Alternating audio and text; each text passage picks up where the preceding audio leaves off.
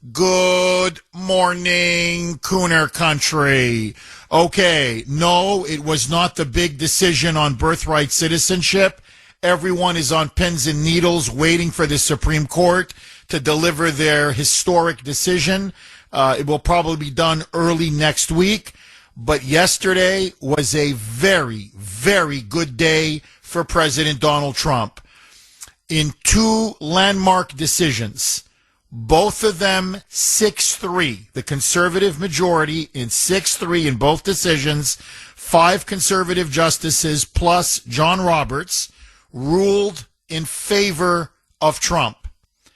And the one that's getting the most attention is obviously the decision by the High Court to agree with the president to end what's called TPS protection for nearly 600,000 Haitian and Syrian migrants in the United States.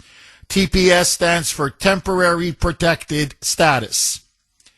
These are the migrants that were brought in under Joe Biden predominantly, some even going as far back as Obama, who have been in this country for years and years and years under the guise of TPS protection.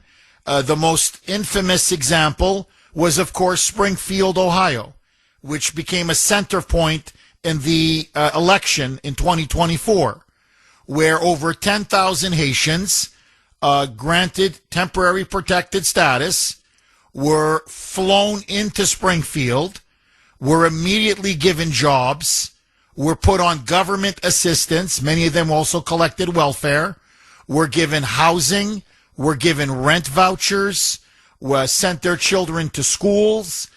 They flooded the roads with their cars and their vehicles and utterly upended and disrupted the entire city of Springfield, to the point that you had people living in Springfield, Native Americans, people who, born and raised in Springfield, saying, I don't recognize my town anymore. Rents have exploded.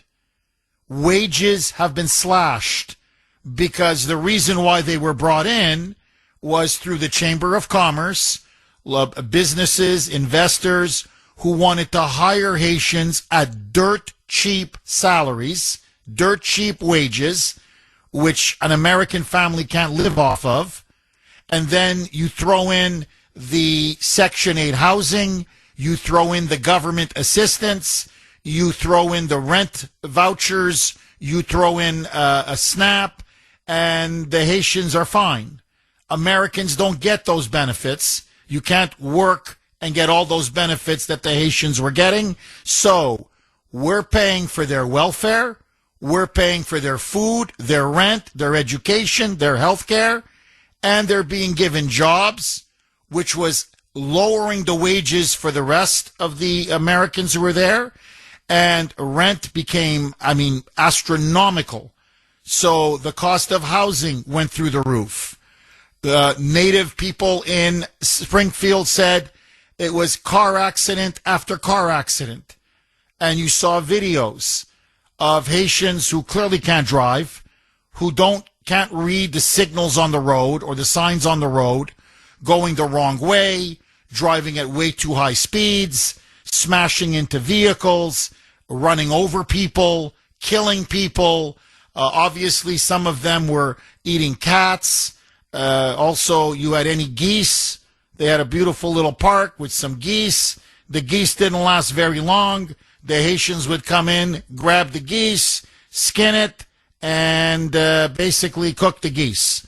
So the people of Springfield now are relieved with the elimination of TPS protection for over 450,000 Haitian migrants, Syrian migrants, and others.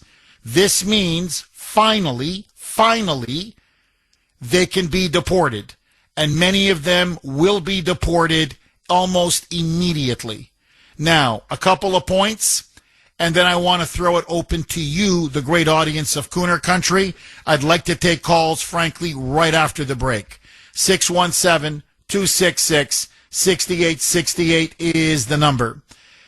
Number one, if you know the law, and this is the point the six justices made on the majority decision, they said, look, the law, when Congress created temporary protected status legislation in 1990, so this is a 1990 law, it explicitly says it is completely at the discretion of the Secretary, in this case, the Secretary of Homeland Security, when they want to terminate TPS protection, when they want to extend TPS protection, when they want to stop designating certain migrants from certain countries as being eligible for temporary protected status, and that it's, quote, non-judicial review, meaning lower courts can't decide whether TPS should stay or not stay.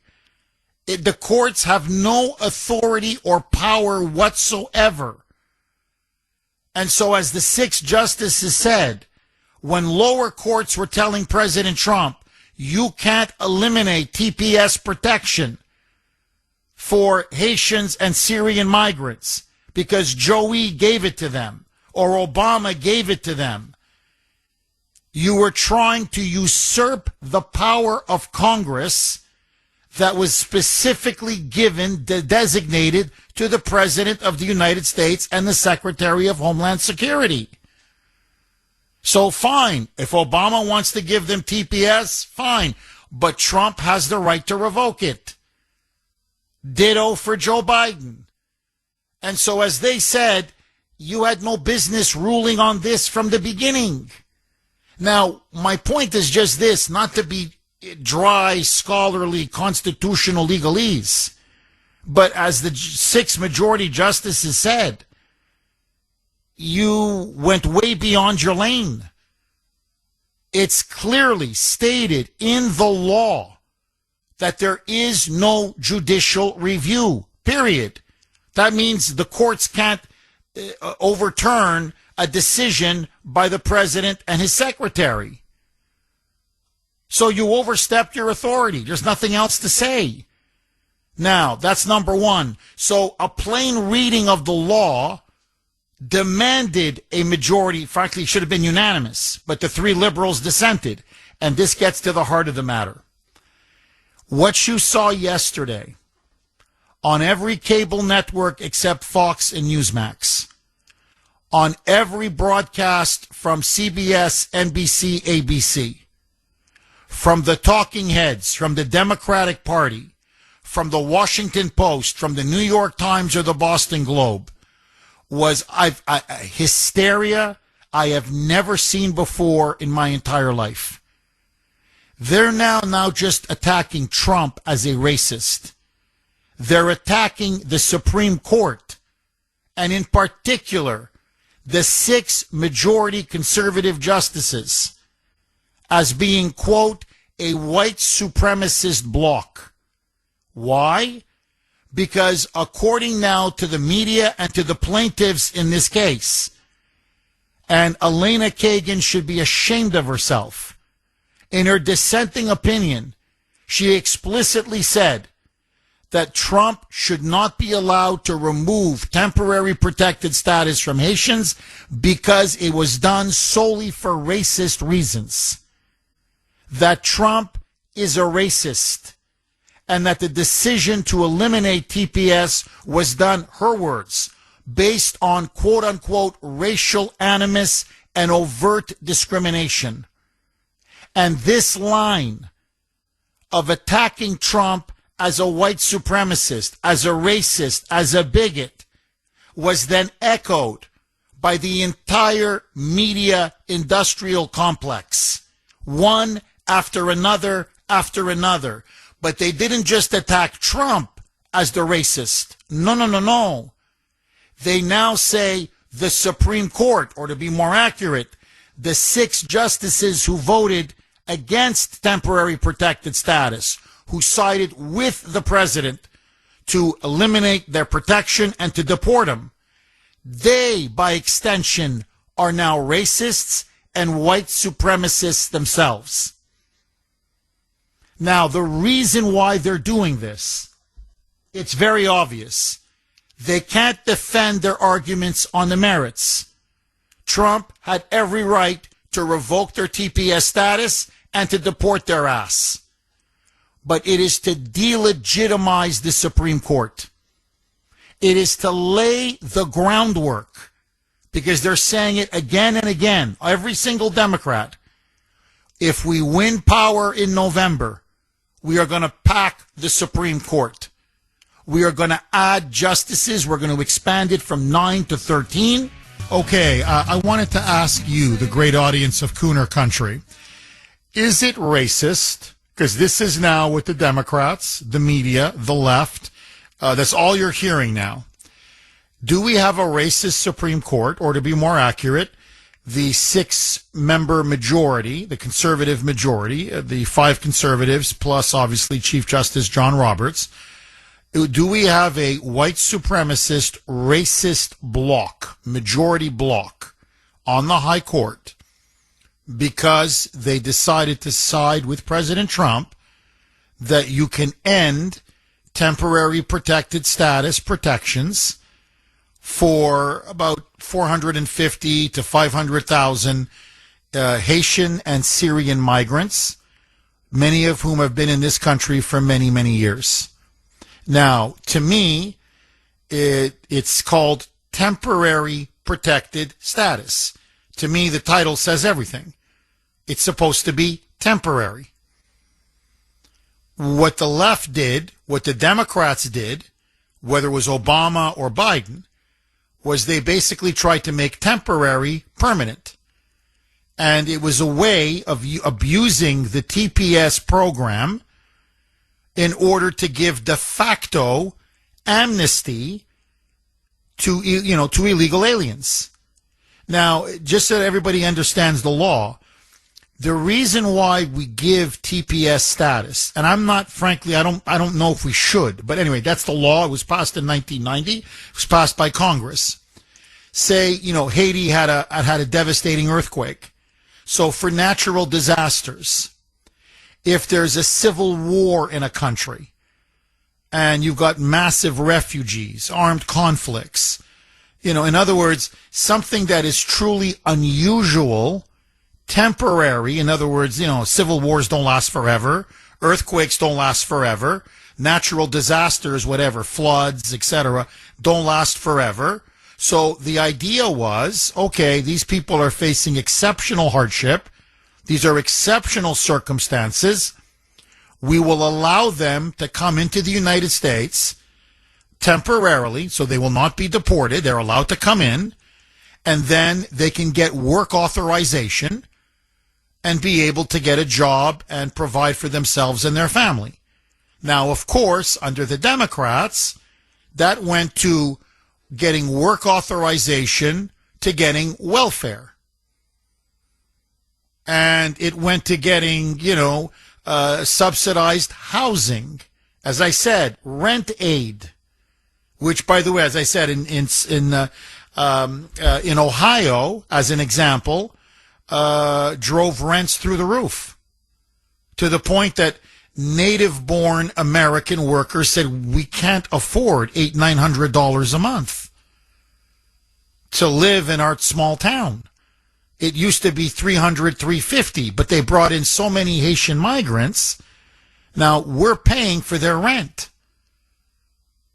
You see, the private companies, they pocket the money. They get they collect the profits off of the cheap labor.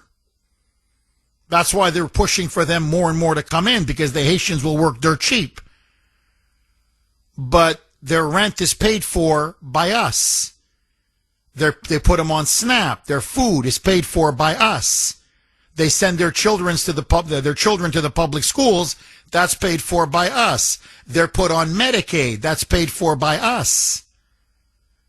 So many working class native-born Americans were saying, I can't get a job. If I do get a job, it's at half the wage before the Haitians came in, because they suppressed the wages. And I can't afford rent because rent has gone through the roof. And I got people driving on the streets, because they're all given driver's licenses, who can't read signs, don't know the language.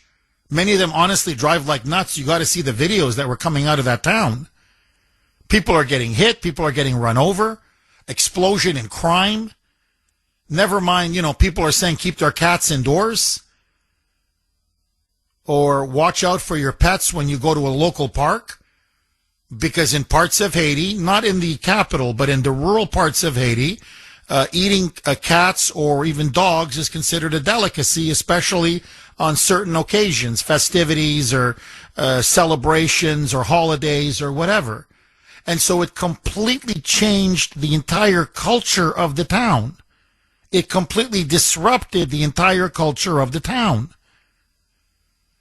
Now, to me, temporary means temporary.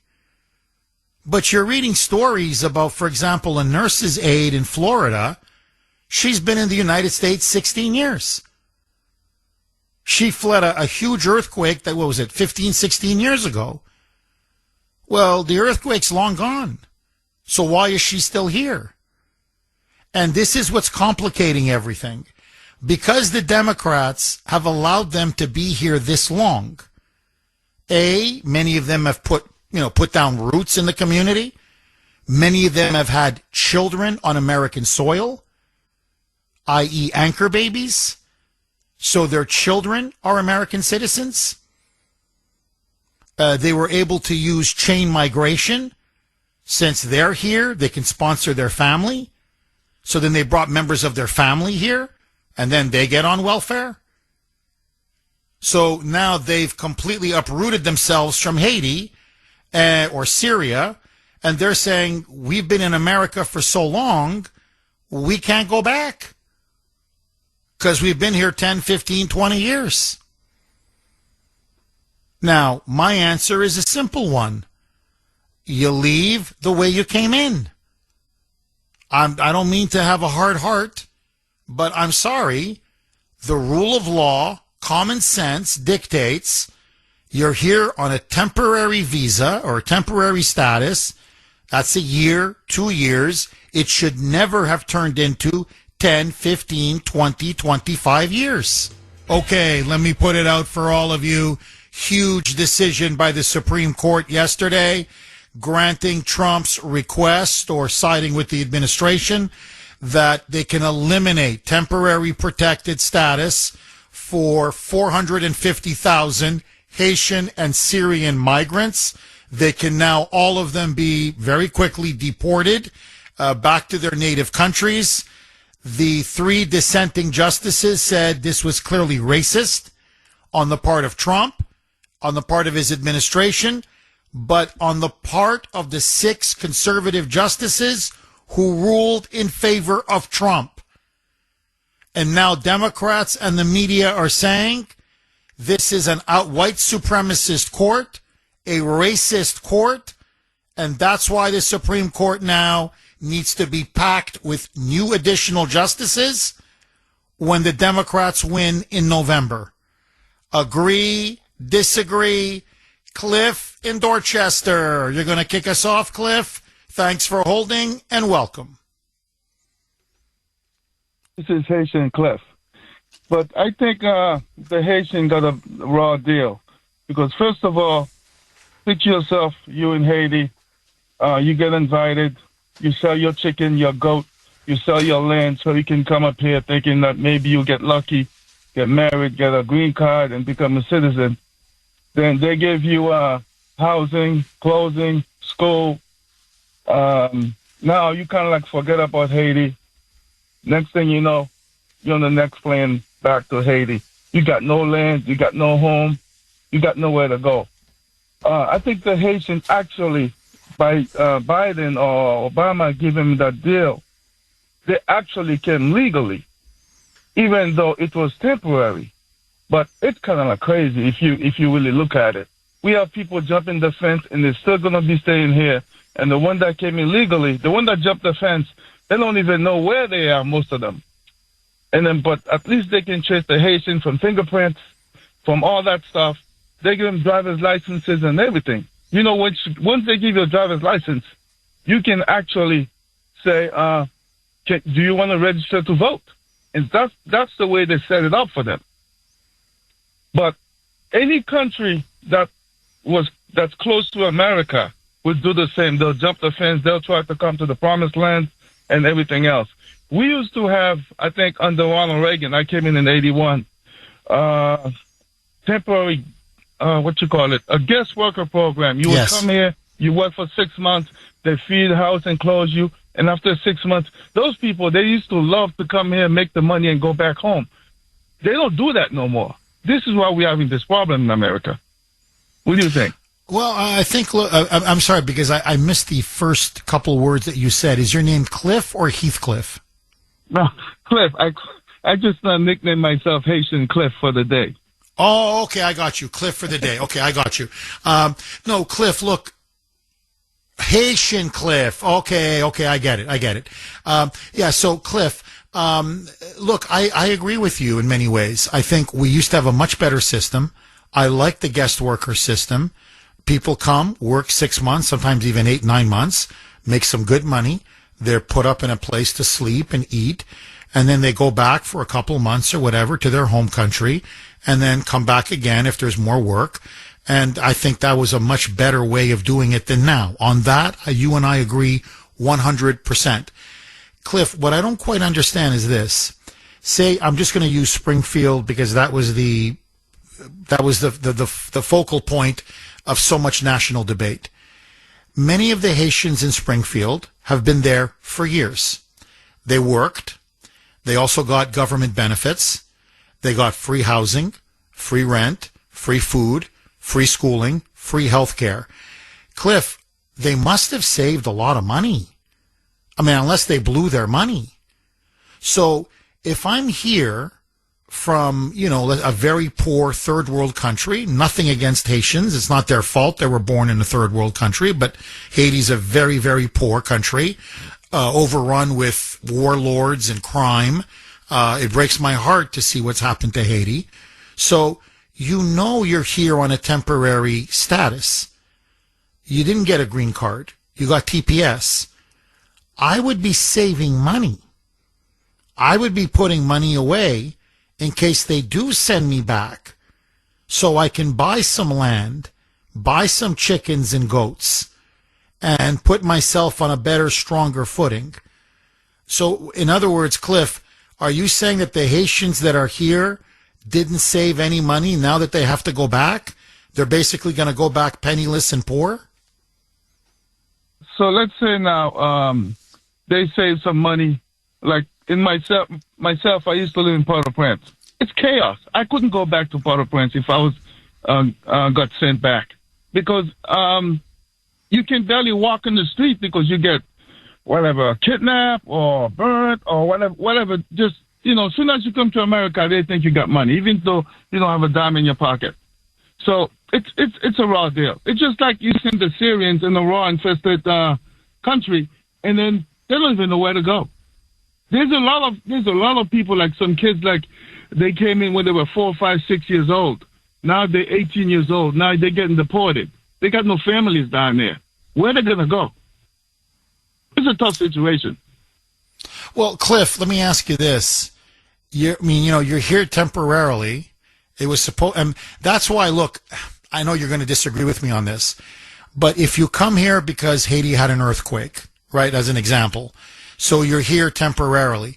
To me, temporarily means a year, 18 months tops. In other words, you had the earthquake, it was massive devastation. Okay, now people are recovering and they're trying to rebuild. Then you go back. The problem is when you keep, and that's what Obama and Biden did, they kept extending every 18 months, TPS, every 18 months, every 18 months, every 18 months. So they end up staying here for decades, as you rightly point out. And now they made a mess of everything. So, what I'm saying is it's it was intended to be temporary and they made it permanent. Well, either you let them in or not. And if you're going to let them in temporarily, then you got to send them back within 6 months to a year.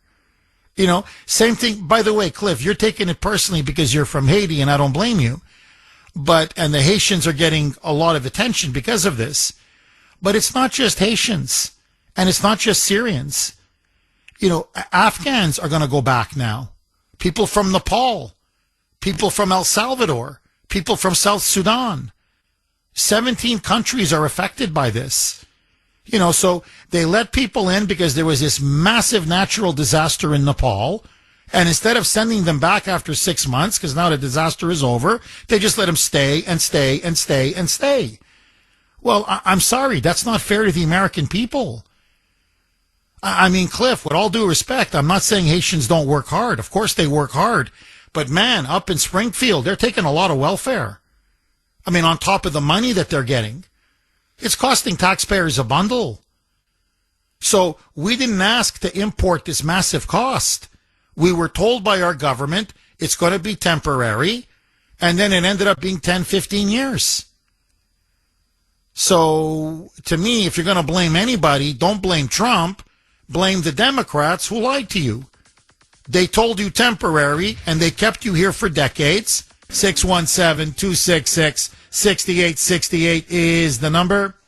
Heather in Wareham. Thanks for holding, Heather, and welcome. Hi, Jeffrey. Thank you for taking my call. My pleasure.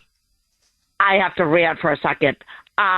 First of all, it just really gets under my skin every single time the libs don't like something that, that goes our way. They have to always use the racism card. It's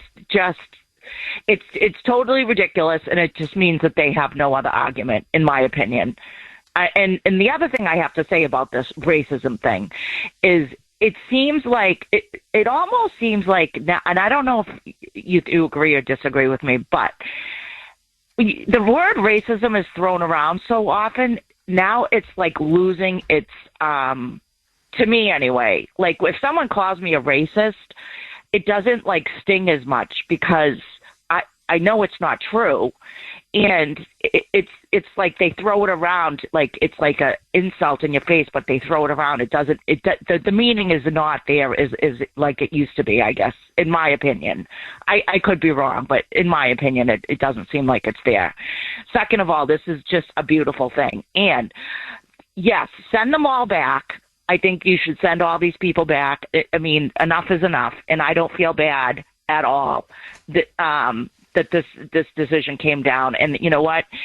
For the first caller there, Cliff. Yeah, I'm sure that is true that these people made routes and everything else. However, they're still illegal and they're still on our dime, and they should have thought of that when they came over. Is my opinion. You know what I mean? Like enough is enough. Give a the U.S. citizens should be coming first, not these illegals. Charity should be going to the U.S. citizens, not the illegals. And you know what? If they have families and if they have kids and babies, too bad. You know what? You don't have to stay. Go back home and bring your kids. You do not have to stay here just because you have kids. You bring your kids home. That was your decision. That's not our problem. My rant is over. No. Heather, look, you're making excellent points. Look, you're completely right that we don't owe people anything. You see, and I really honestly, I appreciated Cliff calling. He was smart. He was intelligent. He was very reasonable. He was well spoken. He wasn't insulting. It was a really nice call. And I believe he came here legally because he's talking about, it was 45 years he's been here. So he's talking about, fellow Haitians under TPS. So I understand he doesn't want to see Haitians go back to Haiti. I get it. I wouldn't want to go back to Haiti either. It's very violent, very crime ridden. It's one of the poorest places on earth. Okay. So yeah, who wants to go back to Haiti? I get it. But, notice he said they came, they were let in, and now it's unfair to send them back. And all I'm thinking is, but why do we owe you? Like, if I'm escaping an earthquake, and that's the reason why I came, I come from a very poor country, I'm grateful that you let me in because then I escaped the earthquake because people were dying in the wake of the earthquake. In fact, they were starving to death in the wake of the earthquake. So you took me in, you gave me refuge, you gave me an unimaginable life that I couldn't ever live back where I'm from. Why do I owe you that you stay here forever? Like, again, I'm sorry, but where's the gratitude? You know, where's the, hey, they didn't have to take me in. There's nowhere in the Ten Commandments that it says you got to take in a refugee. I'm just giving an example from Haiti or any other country. Like, why do we have to take you in? Or from Nepal, or from South Sudan, or from Venezuela, or I'm giving you all the countries that are on TPS, that use TPS, or, whatever, El Salvador, or, by the way, Ukraine. They never mention Ukraine. You got many Ukrainians here because of the civil war, whatever, the war in Ukraine. So they're here on TPS status. They're whiter than I am. I don't know if you can get more white than Ukrainians. When the war is over, they have to go back. Like, we're letting you in. It's a humanitarian gesture because there's a war going on. So we don't want you to get killed by one of Putin's missiles. Now, when the war is over, you got to go back. Well, I've put down roots here. Well, okay, I'm sorry. Okay, I'm happy you had a good time in America. To me, it's not thank you. I would have been dead had I stayed in Ukraine. I'm just using Ukraine as an example. And you gave me refuge, and now I can go back and help rebuild my country. And if you're smart, and I got a couple bucks in my pocket. So I'm going back richer than when I came. If you watch your money and not blow it. Because you get so many government services on top of having a job. So, to me, I'm sorry, but it's the sense of entitlement. Like, I owe them. We owe them. We don't owe you a thing. Well, but you kept postponing it and extending it and extending it. So it should have only been a year, but you've let us stay for 20 years. Well, that's 19 years you've had that you shouldn't have had. You should be grateful for that. Thank you, America. God bless you, America. You see, we owe the world. Look, we're not a charity. We're a country. And what's being left out, and look, I'm really being honest. I'm not saying this to be politically correct. If I was born in Haiti, I'd have no skills. I'd have low education, whatever, basic education. I would come here, wouldn't know English, low skill, low education. It's not your fault. It's the country you come from. Or Syria, or Venezuela, or El Salvador, or Nepal, or South Sudan, Afghanistan. Many of them now are going to be sent back. So what I'm saying is, I come to this country, I know little, I have little because of where I was born. Now I have a chance to accumulate something for myself. Where does it say that this country owes me a living for the rest of my life? You came here on a temporary emergency humanitarian basis. Now, the emergency humanitarian basis is over. It's been over for a long time. So the longer you stay, to me, it's not an argument that you should stay. It's an argument you should be very grateful that we allowed you to stay. But you see, this is what happens. It doesn't matter whether you're dealing with foreigners or Americans here. Americans here, you put them on welfare. Are they grateful? Do they ever say, does a single person on welfare ever say, thank you? I don't work. But I have a roof over my head because you, the taxpayer, you, Heather, through your hard-earned money, you get up every morning and break your back. Your tax money, I got food, I got a roof, I've got a TV screen, I've got health insurance, you send my kid to school for free. I mean, all the benefits. They never say thank you. Have you noticed that? Ever. They become entitled. You owe it to me. Get yourself a job. What do I owe you? It's the same thing with these people here on TPS. What do I owe you? you came for temporary reasons. Now we're sending you back. How about a big thank you? Not one is saying thank you. Not one. Final word to you, Heather. Am I wrong? 100, as you would always say, 1,000%. And so the other thing I wanted to mention, you just made me think of it when you were talking. This is like a beautiful thing, in my opinion, because now maybe I'm wrong, but I'm assuming that it's going to be easier for the Trump administration to deport. Right, we're not going to need ICE agents like around the whole. I mean, obviously we need ICE agents, but you know what I mean. It's not going to be like ICE agents storming in, and they'll have a better argument for deporting these people. Do you know what I'm saying? Even though they did before, obviously, it's going to definitely make it easier. And there's going to be now judges can't block them, and sanctuary city mayors can't block them. I'm talking about TPS. Okay, these TPS migrants. Now, look, the one thing where I thought Cliff scored well, where I say that's a good point, where he said, look, you know, we did come in legally, temporary protected status. We applied, and the government said yes. Our government said yes. They took our fingerprints. They did a background check. We come here. Many of them do have jobs. They're low-wage jobs, but it doesn't matter. They have jobs. They do get benefits, but still, they're here. We admitted them here. He goes, and you have all the information. We're in the database. He goes, so we're going to get kicked out. We're going to get deported. But those that jumped the border, that just snuck in, you know, they didn't play by the rules. They didn't come in and say, hey, you know, we're leaving a disaster zone or an armed conflict or a civil war or whatever. You know, please process us, put us under the TPS, the Temporary Protected Status Program, and whenever you want to get rid of us, you get rid of us. No, they, as he put it, they jumped the border. They just snuck in the dead of night. We don't even know who they are. They're being protected in all these sanctuary states and sanctuary cities. Many of them they're all collecting welfare. Many of them are not even working. Say what you want about TPS, they're working. And so his point is, how is that fair? We come in legally, temporarily, yes, but legally.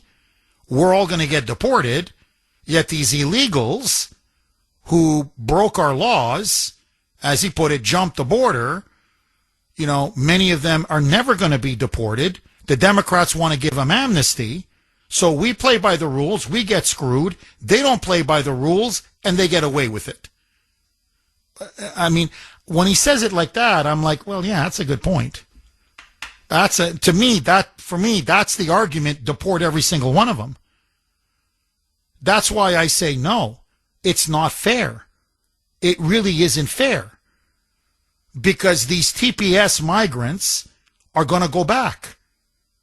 And so, because they played by the rules, went through a process, and look, you can argue all you want, and I agree, you shouldn't have extended it. That's Obama. That's Biden. They wanted it to be, de facto amnesty. That was the game they were playing. Just keep them here, keep them here, keep them here, keep them here. And eventually they're here so long, everybody says, let them stay. Okay? But, so they play by the rules. They end up getting deported.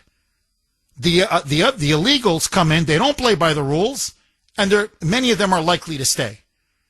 That's why I keep telling people, no amnesty for anybody. A lot of people always call me or email me, well, if they've been here 10 years, Jeff, or they've been here 20 years, Jeff, but they do my landscaping, Jeff, but they, in Framingham, for example, Jeff, they work hard. They're doing my landscaping. Leave them alone. No. They came in illegally. They're like thieves. They came in here, broke our laws, steal people's jobs, suck our welfare money. They gotta go. Because if we don't deport them, it really is unfair to these TPS migrants. Am I wrong, Heather? No, not at all. And I do agree with that he did make a great point. I do agree with him on that. It is, and it really isn't fair because with all the people that just jumped over the border and is here illegal. However, life isn't fair. Do you know what I mean? Like it is what it is. And, we can't, U.S. citizens come first and we got to take care of our own. I'm sorry. It is what it is. And, I don't mean to be heartless, but, and he is right on that. I 100%. Well, that's why we have to deport. No, we deport to the last single illegal alien. I've been saying this from the beginning. Deport every single one, period. It's the right thing on so many levels. It's the right thing to do. Heather, thank you very much for that call. Look, in the end, we're not a charity. We're a country. I'm just giving the facts. We're going broke. We're 40 trillion in the hole, man. We're running $2 trillion deficits. It's scandal after scandal. Have you seen the welfare fraud? I mean, every day it's one story after another. So and they're mostly from illegal aliens. I mean, they're milking us dry. We can't afford this anymore. Whether we want it or not is almost irrelevant. So they have to go, period. No country can absorb this many invaders, this many parasites, this many people who refuse to assimilate and come here and live off the largesse, the fat of the land. And so, look, we're looking at 25, 30 million illegals in our country easy.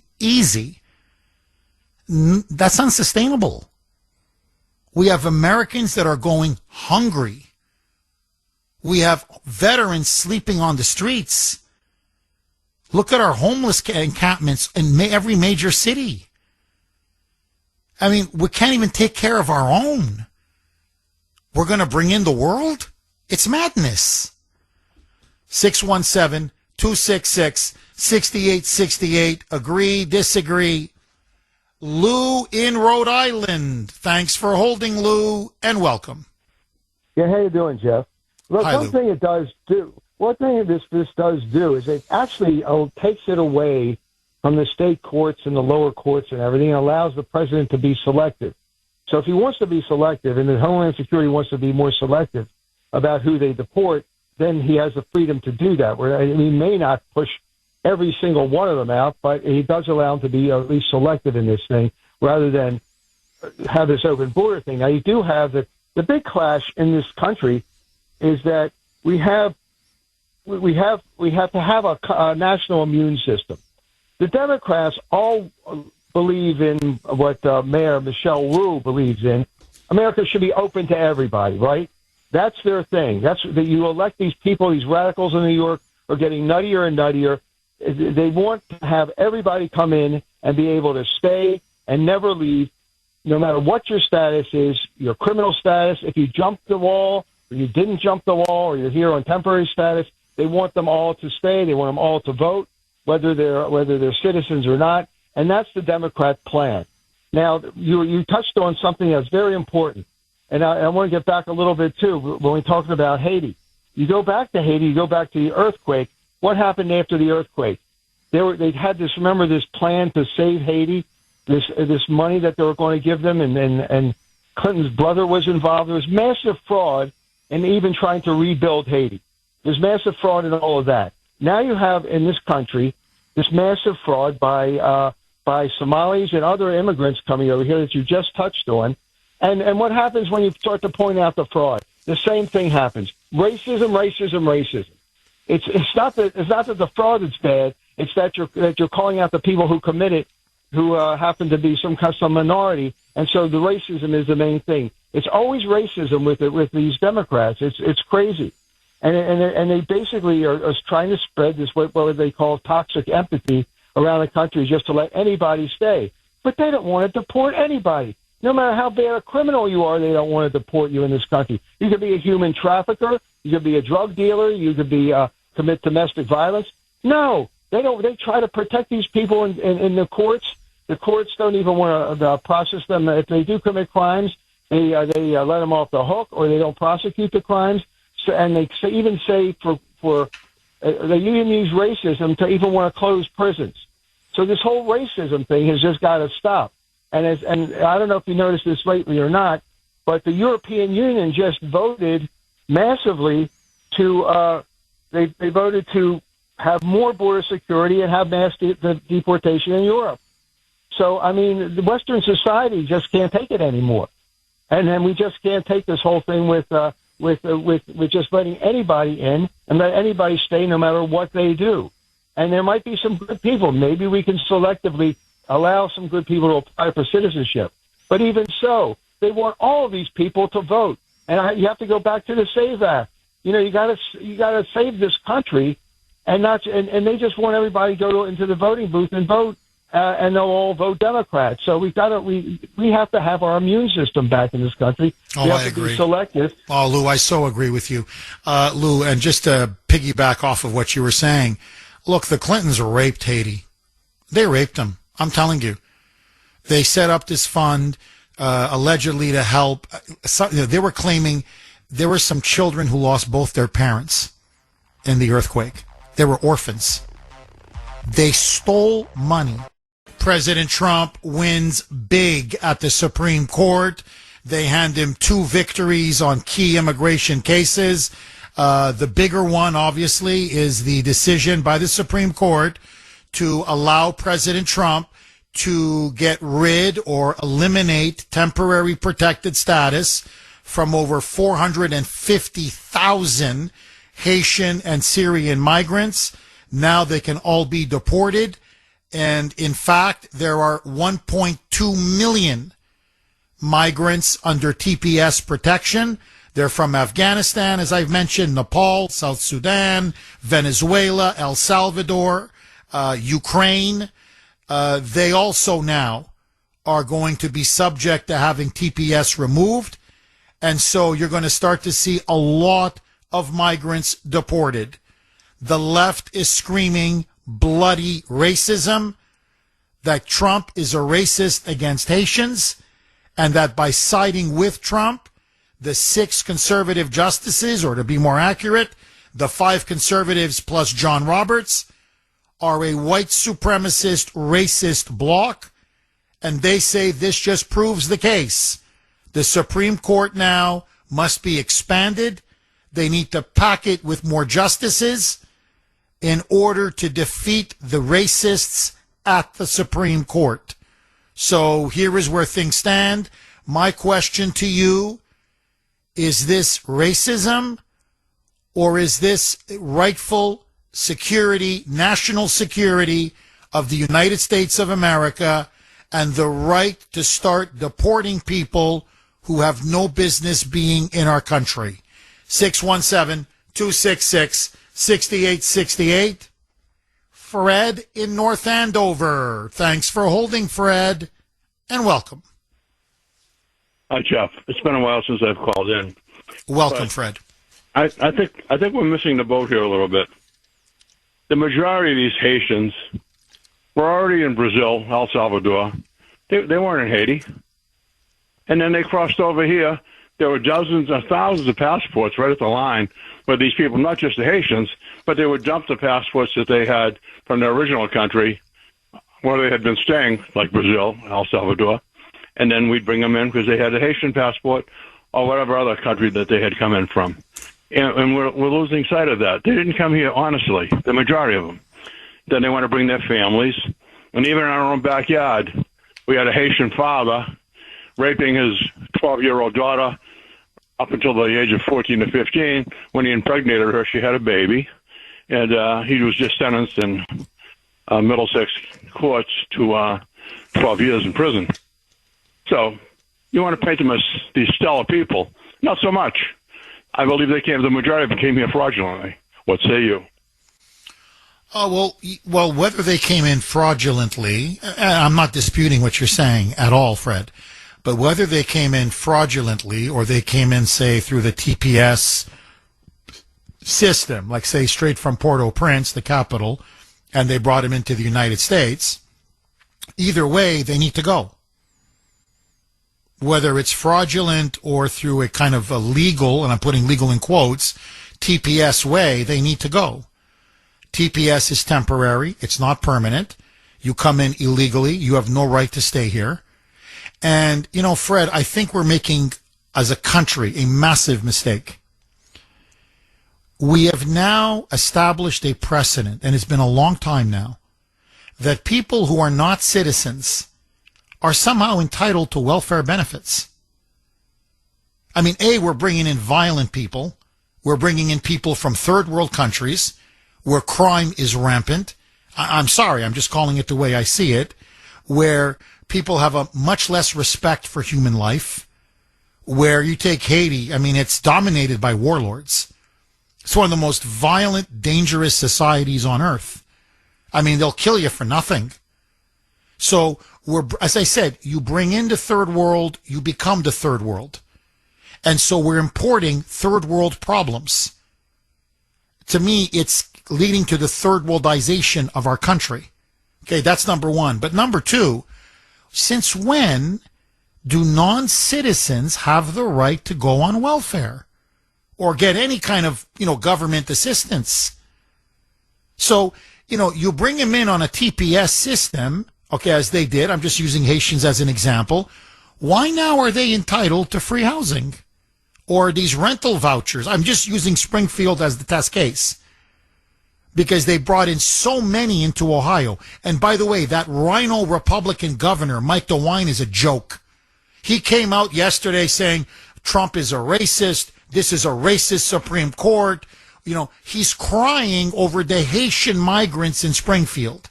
Like, what are we going to do now? Well, I don't know. Maybe have Americans take their jobs? Except, give them a decent wage? Try that. I don't know. Call me crazy. But, they get all these housing vouchers, rental vouchers. So these landlords are charging $800, $900, sometimes $1,000 a month rent. Well, the Haitians can pay it. You know why? Because you and I are paying it. We're subsidizing it. And you got these poor people who've been born and raised in Springfield. By the way, white, black, brown, people are Latinos or African Americans. And they're saying, this is Springfield. I can't afford $800-900 a month rent. They're like, they're pricing us out of our own city, out of our own town. And they're like, when I get a job, I don't get food stamps. I don't get free housing. I don't get free health insurance. The Haitians are getting everything. And then when the poor people of Springfield were complaining, saying, look, no one wants to say it, but don't leave your cat unattended on your freaking porch because they keep stealing the cats because then they eat them during these, festivities or celebrations or whatever. Or I mentioned the geese, the poor geese at the park.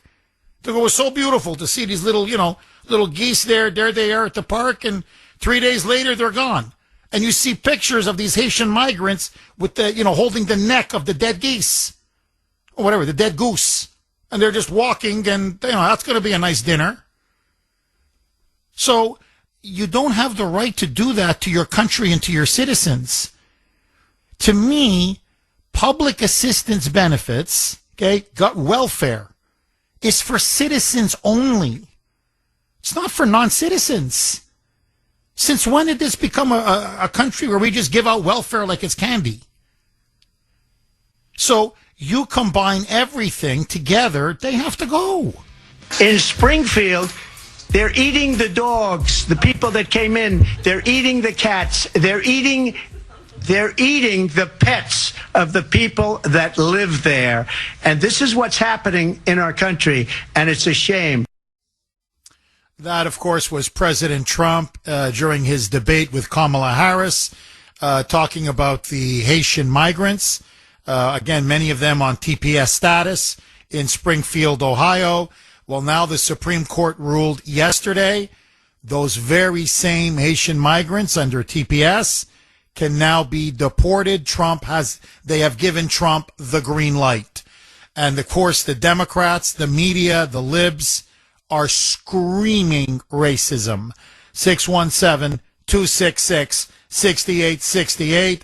Okay, let's go to Jerry in Easton. Thanks for holding, Jerry, and welcome. Hey there, everybody out there. Look, hi, Jerry. Let's be realistic. Illegals. For God's sakes. You got George Soros paying them to go over and find the ice centers. Americans shouldn't even know where the ice centers are. That's how twisted they are. So, Jeff, realistically, all right, some of these Haitians that have been here 20 years or so, and maybe they are gainfully employed, all right? Now, again, I'm in fantasy world. We can't even get the damn Republicans to vote, to make a law, to make only U.S. citizens be able to vote. I mean, this is how pathetic we are. But in fantasy land, maybe the Republicans could all get together and allow the Haitians that are gainfully employed, you know, working for, you know, Good Sam and other hospitals locally and such. All right. Gainfully employed, not breaking the law, not caught shoplifting, not caught domestic violence, not caught jeepers, rape and killing. All right. They can stay because they're gainfully employed. But the ones that are on welfare, they got to go. All right. And also, you also have to make a law. It's also got to be, we got to stop allowing people coming in from other countries, just period, because we are 39 or 40 trillion dollars in debt, and we can't support the whole damn planet. I know it's fantasy land, Jeff. It's fantasy land. Because, like I said, they won't even make a law making it so only U.S. people can vote. It's so pathetic. But our country is... Well, Jerry, no, by the way, I think you're making a very powerful case. I would just disagree with you on one small point. I kind of agree with you and I disagree with you. You know, I don't think it's fantasy land. I mean, it is, because we see how weak and feckless and cowardly the Republicans are. But if we don't confront this, Jerry, you know this better than anybody. We're not going to have a country. I don't want to be like a broken record, but what are we now? 10 days or whatever it is from the 4th of July? That's our 250th anniversary, our 250th birthday. We're not going to last another 250 years. Hell, honestly, we're not going to last another 50 years if we continue at this pace and at this trend. So, yeah, in a way you're saying, look, Jeff, it's fantasy because these Republicans are so useless. And I'm saying it's better become reality very fast. Because if not, the numbers are the numbers are the numbers. And that's it. There's no getting out of it. So it doesn't matter whether you have a heart, don't have a heart, you're compassionate, you're not compassionate. It's all irrelevant. When you're broke, you're broke. And again, Jerry, I go back to two principles. One, since when did we start giving welfare or public assistance benefits, whatever you want to call it, to people who are not citizens? This is insane. It's insane. And when did we stop protecting and securing our borders? It would be exactly, this is the analogy. You have a home. Okay? It's your home. Some people like your home. Some people don't like your home. That's fine. But it's yours. And you're happy in your home. Now, what happens to your home if everybody has the right to suddenly come in through the front door, the back door, the garage? They're just coming in. And you're letting them come in, squatters. Because that's what illegal aliens are. They're in like a home invader. They're invading your home and then they squat. They stay. And then on top of that, you're paying to feed them. And you're paying to clothe them. And you're paying to heat them and cool them in the summertime. And they get to raid your medicine cabinet. So you're paying for them to live in your own home as they invaded and squatted. And then it's 1, and then it's 2, and then it's 4, and then it's 8, and then it's 16. After a while, A, your house is going to collapse from the inside, and B, There's no more money in the bank account. So you've lost your home. You've literally lost your home. They overran and took over your home. And our elites let them. They let them. The Uniparty let them. Now, look, I go, if you want to survive and you want to reclaim your home, if you don't want to be homeless yourself, because that's what's going to happen, we'll become third world. When we become third world, we become homeless. We're going to be the ones maybe 20, 30, 40 years from now going to other countries, seeing if they'll take us in. If you don't want that to happen, what do? Put a strong door. Fortify your windows. Put a strong back door. Get a gun. Big sign. No one enters. Period. Full stop. Unless you're invited into my home, you're not allowed to come in. Squatters out. Every single one of them. Get out. And take your drugs with you. And your children. Out. Out. Out. And we cut all of the money you give to the squatters. I don't know you. Get out of my house. And then you have a chance. It's the same thing with our country. So, and look, let me even go even further. And then, Jerry, I want to come back to you. And look, maybe it's me. Maybe it's my upbringing. I don't know. My father was a very kind-hearted man. My late father, may God bless him. When I say he'd give the shirt off his back, he really would give the shirt off his back. He grew up poor, okay, in the wake of World War II and everything my grandfather went through. He felt sorry for poor people. He did. And when he saw a poor person, because he saw himself, who wanted to work and, make money and provide for their families, he would do anything he could to help them out. But my dad hated a welfare leech. Not someone who was genuinely incapacitated or physically, disabled, or say a poor single mom struggling to raise a couple kids. An able-bodied adult alone. And you're collecting a freaking welfare check? Nothing would get my dad angrier than that. All right, just to put an exclamation point to what I was saying just before the break, my father, God rest his soul, really had a heart and was very sympathetic to the underdog. And because he saw himself in the underdog. But I got to tell you, the one thing, the moment I turned 16, he said, son, you're getting a job. He had me work at his, where he worked at his plant. I worked all summer. And then, he said afterwards, when you start going to college, you're going to work. And I said the same thing to Ashton. I said, son, really, I love you. He's just, he just turned 16 a couple months ago. I go, son, you can stay with us as long as you want, really, honestly. You don't have to, I'm not going to push you out at 18 or 21 or I don't care. Really, stay as long as you want. But you're going to have a job. Like, dude, if you think you're going to sit around the house playing video games all day, I'm not raising a leech. You're an able-bodied, healthy, God, knock on wood, young man. You're going to have a job. And you're not going to be on welfare. You're not going to collect government benefits and, live off the sweat and the brow of, the sweat off the brow of people who get up every day and work, because that's thievery. You're stealing their money.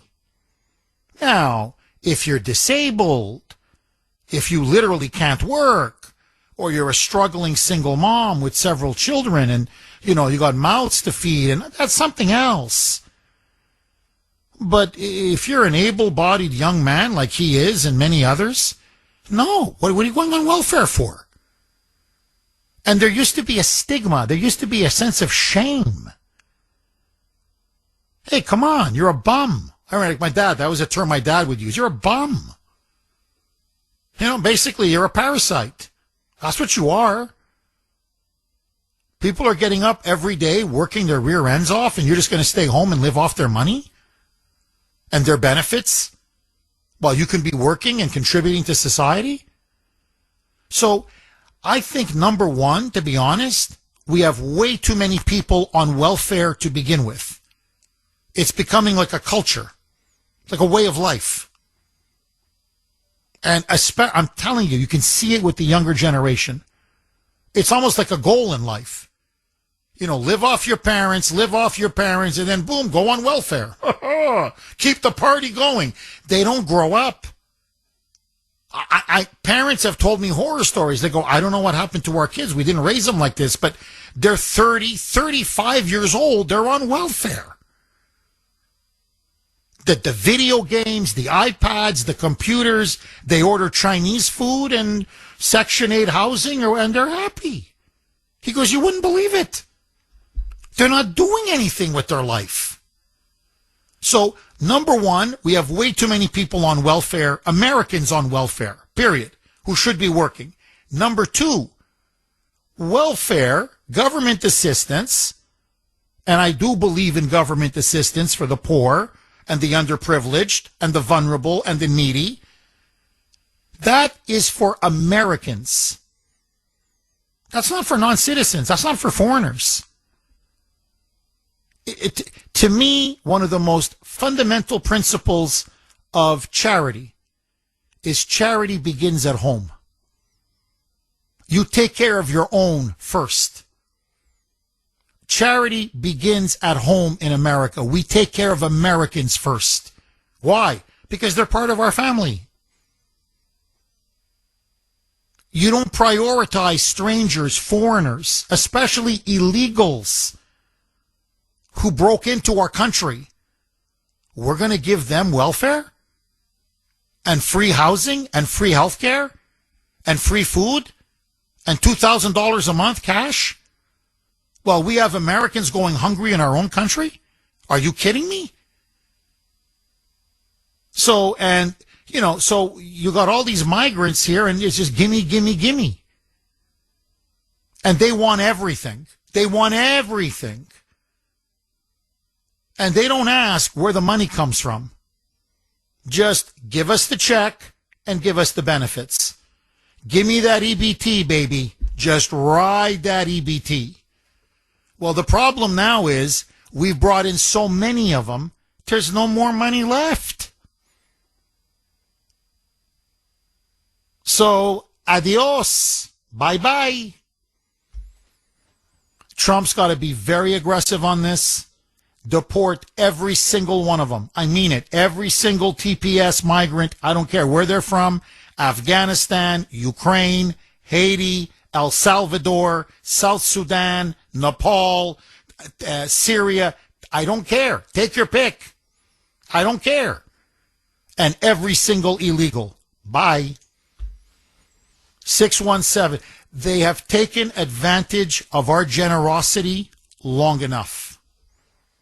Dan in New Hampshire. Thanks for holding, Dan, and welcome. Thanks for taking the call, Jeff. You know, what we've created are a lot of termites and maggots. And what happens is that you cover everything up and say, look, there's been natural disasters, like, for example, in Venezuela. Let's bring these people over. You give them and the people in our country the feeling of, we're good Americans. We're helping out. But the real diabolical and political genius of the Democratic Party is that they never intend for them to go back. They want these termites. They want these maggots. And what happens is that those two things that I just mentioned, they eat from the inside out. And what that basically means is something that looks like it's got integrity, like the framework of our country and what we're built upon. It looks good. You can't tell that anything's wrong because everything's being eaten out from within. And then what happens is that it collapses, and it will be a financial collapse if this is left to, just continue. Now, of course, it's these people got to go back. This gravy train has gone on way too long. When I was 16, my father said, he was happy than hell. You know what day it is? I said, yeah, Dad. I'm 60. And he goes, no, this is the day the gravy train has ended. You're going to start helping yourself. We'll help you, but you're going to start doing things on your own. And the problem is that there's a political scheme going on in this country, and that basically is to eat the inside of it out, create situations like New York, where you bring in all of these people who haven't assimilated. They all get together. They're all easily bamboozled by all of these political termites that we have in power, who basically want to change us from within. I believe that they want us to have a financial collapse because we certainly can't handle the weight of all of these expenses. These people defraud us. The people who are brought in defraud us. The fact of the matter is that this situation cannot continue. And while all this is going on, we're being called racist because we can see it. We can see what's going on. We can see that these people are so desperate for votes that they don't care. They'll let a dog vote if it could, because they crave the power. But unfortunately, where all these people are unassimilated, they can be easily herded. Their minds can, you're not really an American, you're just here. So they have no values and can just totally be manipulated. And this is what's going on in this country. The Democratic Party should be ashamed of itself because it's politically farming and cultivating votes, and then calling us all damn racist because now our eyes are opening to all of these people who are on the dole and are on the gravy train that we're paying for, and the Democrats know it. We're catching on to all of this. Our country cannot survive, will not survive, if all of this doesn't stop. Oh, bingo. Dan, absolutely. You nailed it. You absolutely nailed it. And, this racism accusation that they try to wield like a club to beat us into submission, into silence, maybe it worked 20 years ago or 30 years ago, but I think it was Heather and Wareham who said it's lost its sting. It's really, really lost its sting. There's no question. Look, to me, if someone calls me a racist, they've lost the argument. It's clearly now a tactic. They have no other arguments. They can't refute, they can't win it on the merits. They can't really logically refute what you say. So it's an attempt to try to browbeat you, intimidate you into silence. They can't argue with the Supreme Court on the merits. I mean, they can't. So they have to call John Roberts a racist, or whatever, a Samuel Alito a racist, or these are all white supremacists. And notice what their reaction is. Pack the Supreme Court. In other words, just impose our will on the Supreme Court. So, how many elections did Republicans lose and then Democrats got their pick on the Supreme Court? Never once did I ever hear, well, we got to pack the Supreme Court. We got to expand the number of justices. No. The goal is to win the next election, and if there is an opening, you put a conservative on the high court. But with them, no. They have to control everything. Because in the end, Dan, they're liars. You see, they don't believe in truth. They believe in power. And they want everything to bend to their power. And so they flooded this country with all of these illegals. It's turned out to be an absolute disaster. The country can see it. Trump's immigration deportation agenda is immensely popular. And now all they have left is the race card. And they've been playing it and playing it and playing it for so long that everybody now sees right through it. It's pathetic. Dan, thank you very, very much for that call. Okay, 8 o'clock Friday. You know what that means. Caller of the week. Take it away, Mike.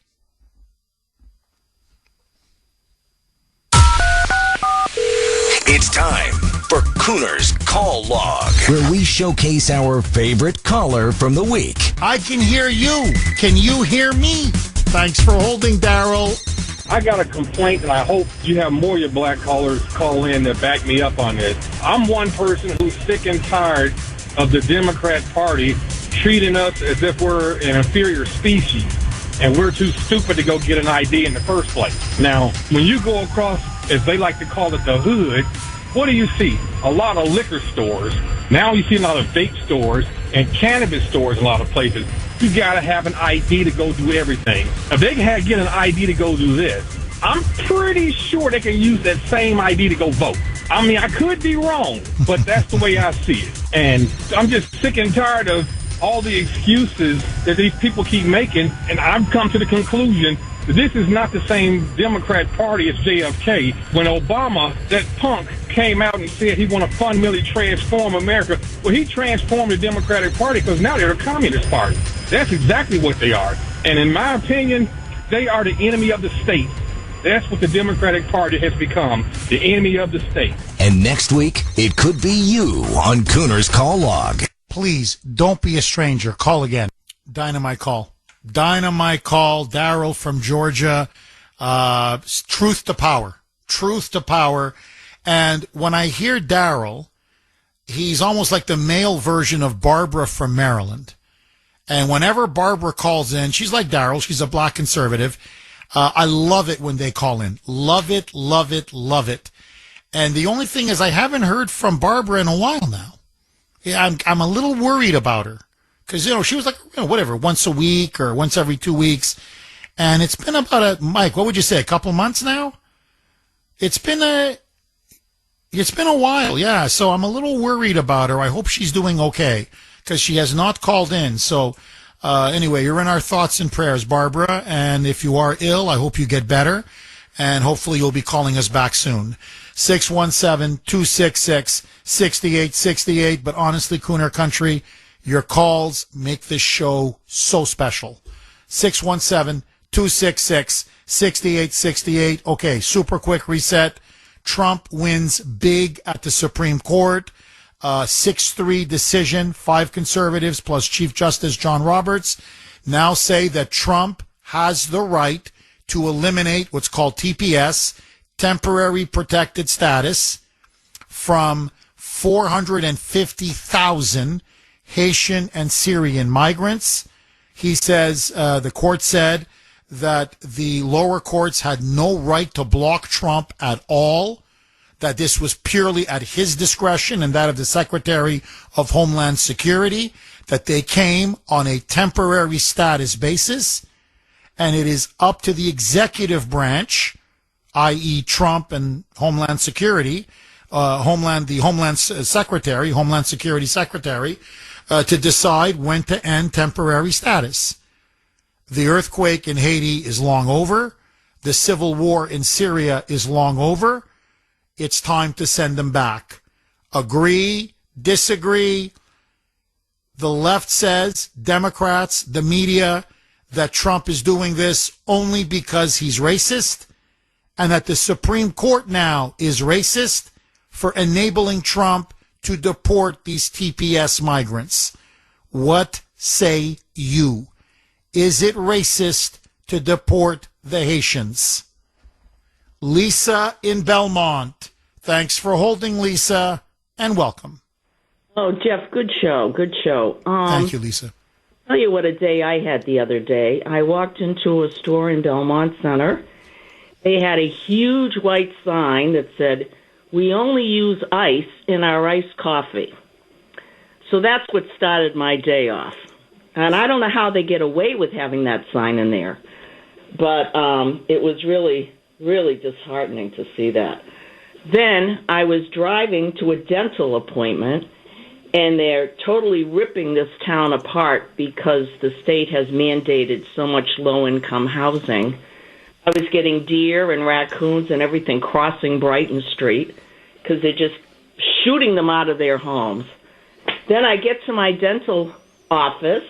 I sit down, and I was talking to someone from El Salvador who was sitting next to me. And I said, my God, what these dentists charge, this this procedure's really going to kill me. And he says, oh, as I get Mass Health, I get all free dental care. I said, really? How long have you been in this country? He says, I've only been here 8 months. And he knew English. He knew English. And I'm telling you, I was spitting blood when I got home, Jeff. Honest to God. Really. I mean, I agree, you know, when I had a relative in a nursing home, I think almost everyone that worked there was from either Haiti or Jamaica. And I give them credit, they were working. But, you know, these handouts, especially with Mass Health, it's unbelievable. Oh, it's disgusting. Lisa, I don't want to get too personal. And if I am, please tell me. I promise I won't be offended. Ballpark, when you go visit your dentist, how much does it cost? You might have to mortgage the house if you need a pretty high procedure. You know, what they're doing now, too, is they're getting rid of crowns. They want to do these dental implants. I know you had that. That's the big procedure now. I didn't need anything that extensive, but you can't even breathe the air in there. Just to walk in the door is like $170. On top of a procedure, you're talking, there's nothing really under $500. And then it goes way up if you need, you know, any kind of procedure. Root canal's a couple of grand. And that's incredible. Sometimes I don't even believe them. That's incredible. Honestly, that's incredible. So you're paying $170, you're paying $500. If need be, you're going to have to pay $2,000-$3,000 out of your pocket. And at that very same dental office, this guy who came in, I guarantee you illegally, guarantee it, they put him on Mass Health. It's all free. It's all free. So he ends up getting the same quality dental care that you get, but he doesn't pay. We pay for it. But that's the other thing. You're not just paying for your own dental care. Your taxes are paying for his dental care. And I mean, all of us are. And so after a while, here, let me just throw this out there. Lisa, please don't go. I want to come back to you. But to the audience, can you just throw around $500 to take care of your teeth? No, really, I'm serious. Like, are you swimming in so much money? Because, Maura Healey has made Massachusetts so attractive for, investors and businesses, and the economy is going so well that, can you just drop, $400, $500, $600 for your teeth? Or, God forbid, you need root canal or a, whatever, dental implant or a crown. Can you drop thousands of dollars? My suspicion is I don't think most ordinary working middle class Americans can drop, $500, $600, $700, $800, $1,000. So in the end, they're going to be getting better. These illegals are going to get better dental care than we do. Is that right? Does that seem fair to you? It seems to me like we're living in, second-class, third-class citizens in our own country. That's my point. 617-266-6868 is the number. Okay, let's go right back to Lisa in Belmont. Lisa, I've got to ask you, when you hear the media, Democrats, moonbats, liberals everywhere, say that someone like you, someone like me, most people in this audience, frankly, the overwhelming majority of Americans, when we say we want migrants, illegal aliens like these, not to pick on the Haitians, but they're the focal point right now, these people, Haitian migrants on temporary protected status, it's time for them to leave. Temporary means temporary, not forever, not permanent. And you tell us these stories, and of course I believe you because I know it's happening, whereby they will get free dental care, while for you it's an arm and a leg, free health care, while for you, again, arm and a leg, free food stamps, $2,000 monthly checks, you can go right down the line, free education, and they still get to have a job. So they get everything. Are we racist for wanting them to leave? Or is this now just basically self-preservation on our part? What say you? Well, that you can't really talk to them, Jeff. They have an excuse for everything. Absolutely everything. If they bring up criminals coming into this country, I tell them, tell that to Lake and Riley's parents. If they bring up drugs coming into this country, I say talk to someone who lost their child from a drug overdose. And then they have an excuse for everything. Everything. They'll say, well, your grandparents came here. Yeah. And they got their shots, and they worked, and they were good citizens. I mean, you can't really talk to these liberals, Jeff. They have an answer for everything. Really. I mean, I don't know how that guy in Belmont Center gets away with that sign. And another thing that's going on is I see these people behind Belmont Center saying, can I talk to you a little bit about Planned Parenthood? I mean, what is with these people? Oh, I'm with you. Lisa, I'm with you. Lisa, the accusation, that Trump's a racist, we've been hearing that for 10 years. But now that the Supreme Court is racist, white supremacist, for backing Trump on this issue, is this going to hurt or help Democrats? I'm just curious, because now they're really vilifying the Supreme Court. And to try to justify, to pack the Supreme Court should they win in November. I think it's going to be a big political loser. I think many Americans don't want to pack the Supreme Court, and they look at someone like, I don't care, Roberts or Amy Coney Barrett or Clarence Thomas or Samuel Alito or Brett Kavanaugh or Neil Gorsuch, and they don't see them wearing hoods. They don't see the Ku Klux Klan. They see 6 brilliant constitutional jurists who followed the law, who interpreted the law as it should be interpreted. Am I wrong, Lisa? I think what's going to happen, this is what I think is going to happen in the midterms. As far as illegals and the border, I give Trump an A+. I think what's going to kill him in the future in November is the war. I'm very worried about that. I think this thing with the Haitians, that's going to come in secondary as far as, the war, inflation, jobs. I think this is what's going to hurt Trump. And I'm worried because if that border's open and we're just going to go bankrupt because these people aren't going to work. Why should they? The landscapers are having a hard time in Belmont finding people to work for them because all of these guys are getting free everything. Incredible. Lisa, thank you so much for that call. Really informative call. Thank you. 617-266-6868. Bill in Medfield. Thanks for holding, Bill, and welcome. How you doing, Jeff? Long time no call. My radio broke.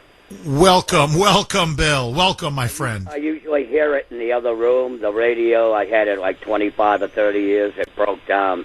I got a few comments before I go on what I got to say.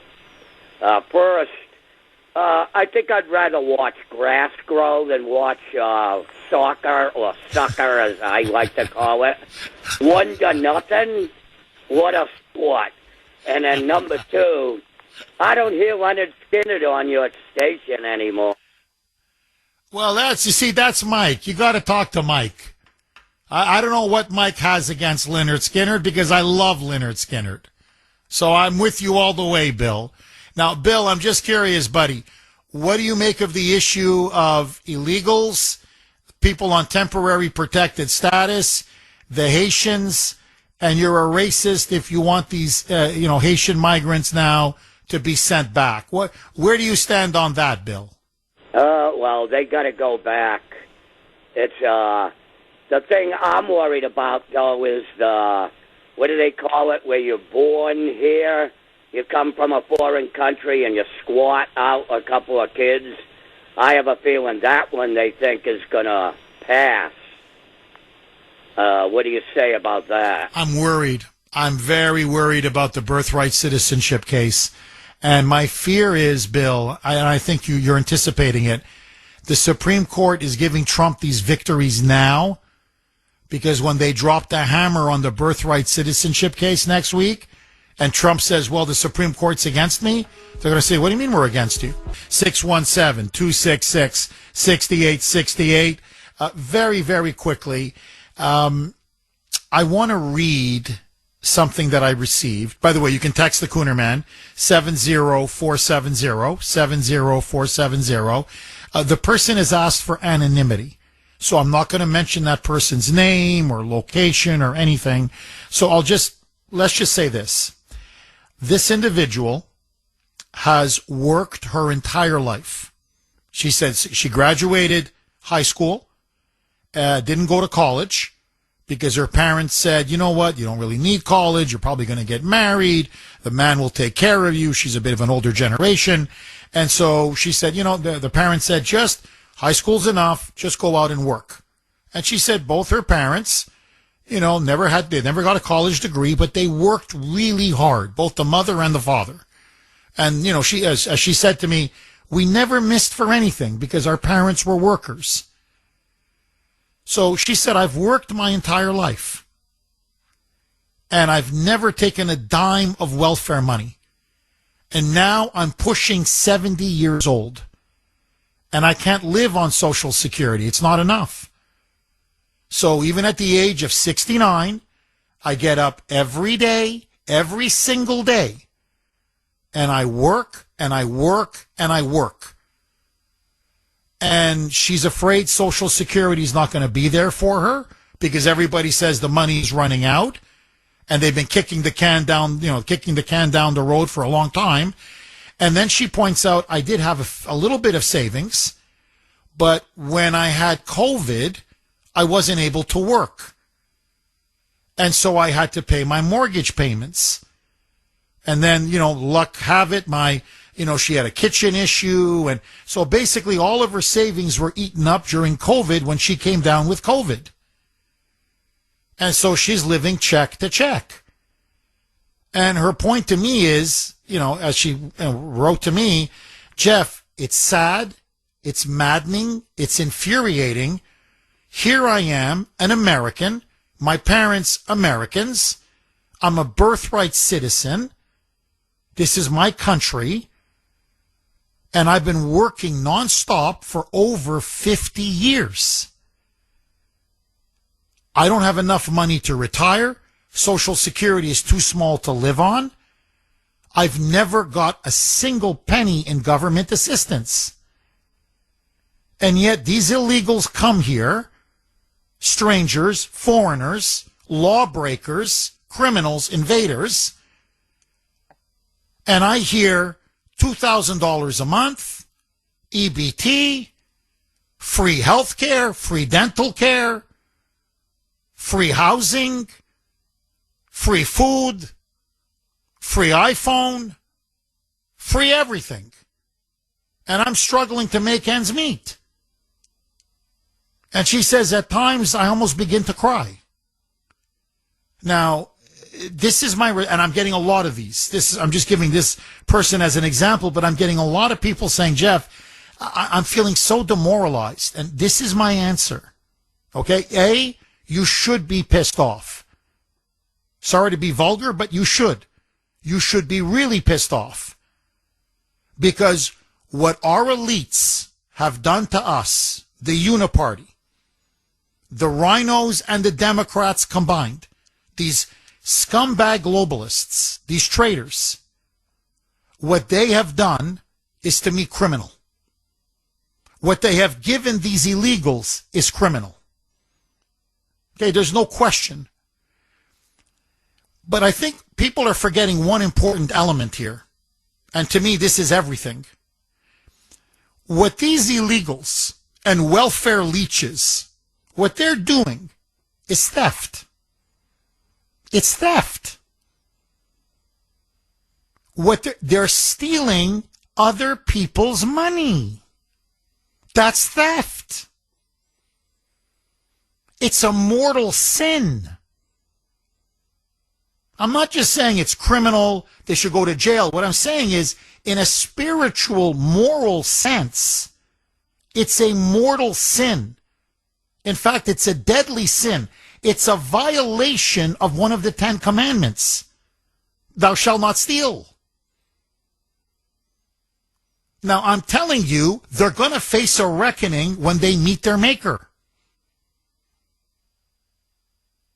It's not even, I stole once, I stole twice. They've been stealing and stealing and stealing and stealing and stealing. They made a life of stealing. Now, all of you who have been working your butt off and not taking a dime of welfare because you don't want to abuse or scam the system because you're able-bodied, you have led a life of honor and virtue. Remember that. You've led a life of honor and virtue. Hold your head high. Hold your head high. Be proud that you're not a thief. Be proud that you work. Be proud that you pay taxes. Be proud that you don't leech off the system. You could have done it, able-bodied person. You could have done it. You could have gone on. You could have been just like them and scammed the system, but you didn't do it. And I'm telling you, you don't, I can't tell you how many family members, how many friends I've been with on their deathbed and have immense regrets for many things they've done in their life. You don't want to be on your deathbed saying I was a welfare leech and a thief, a crook, essentially, for most of my life. I scammed fellow taxpayers out of their money. When you meet your maker, you're going to be held accountable and responsible. And that's a lesson my father taught me. That's a lesson my grandfather taught him, and his father taught him, and on and on. You don't just work because it's good to work, to be productive. You work because it's your honor. It's a life of virtue. You're not a thief. You provide for yourself and your family. You don't steal from your neighbors.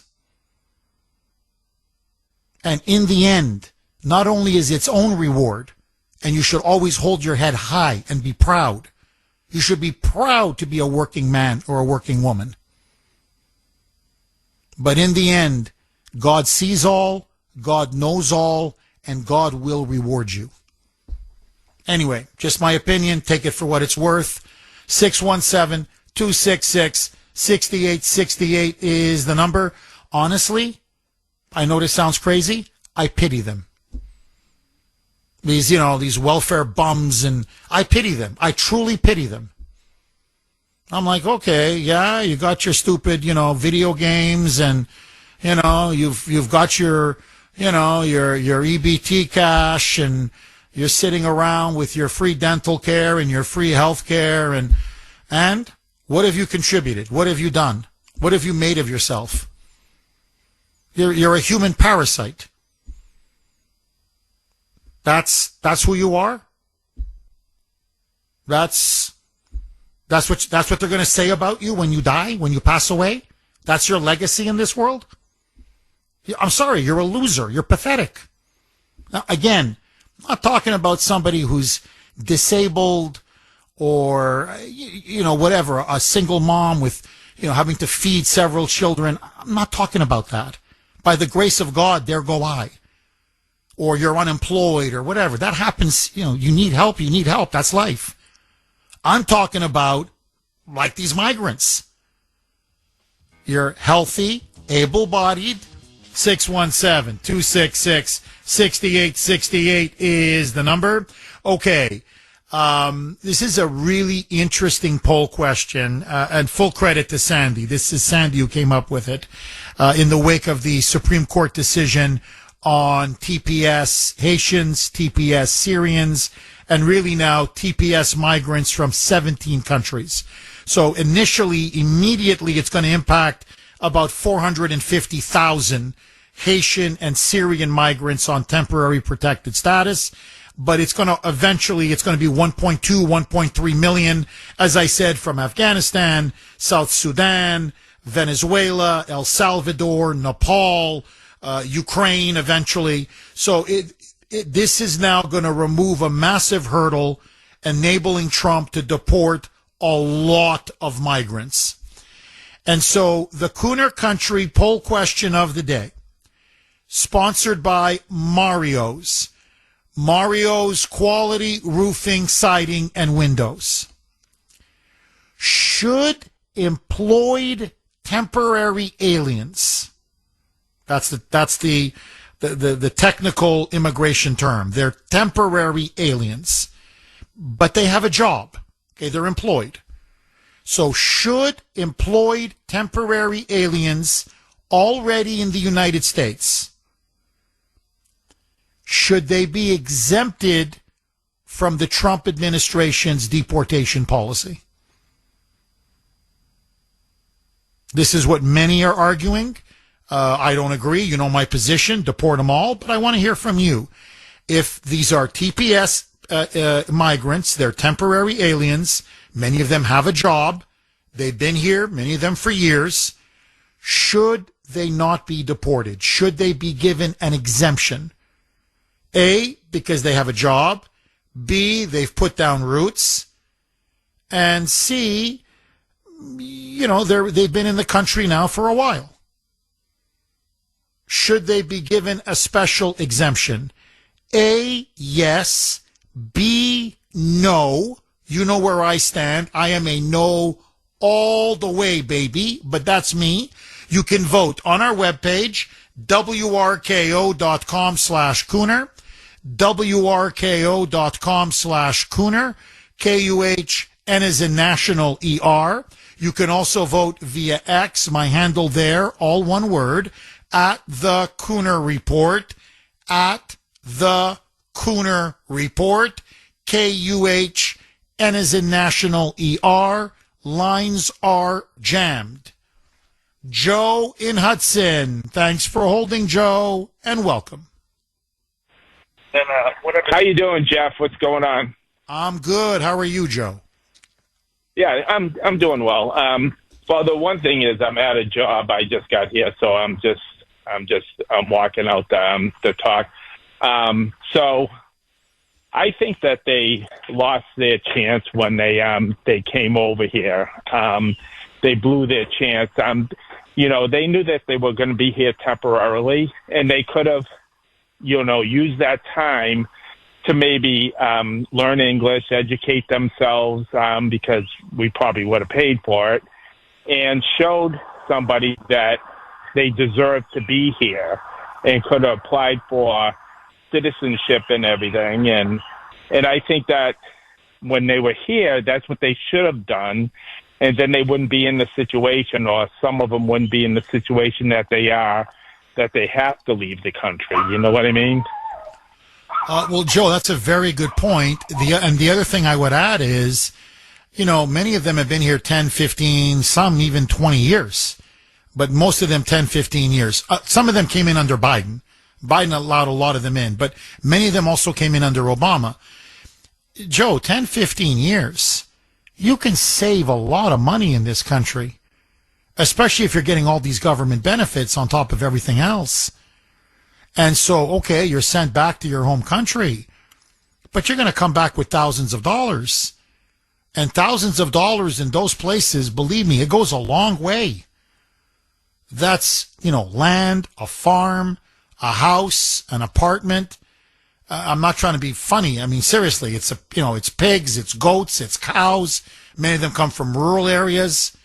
So you can come back and really reestablish a life there that before you came here, you could only dream of.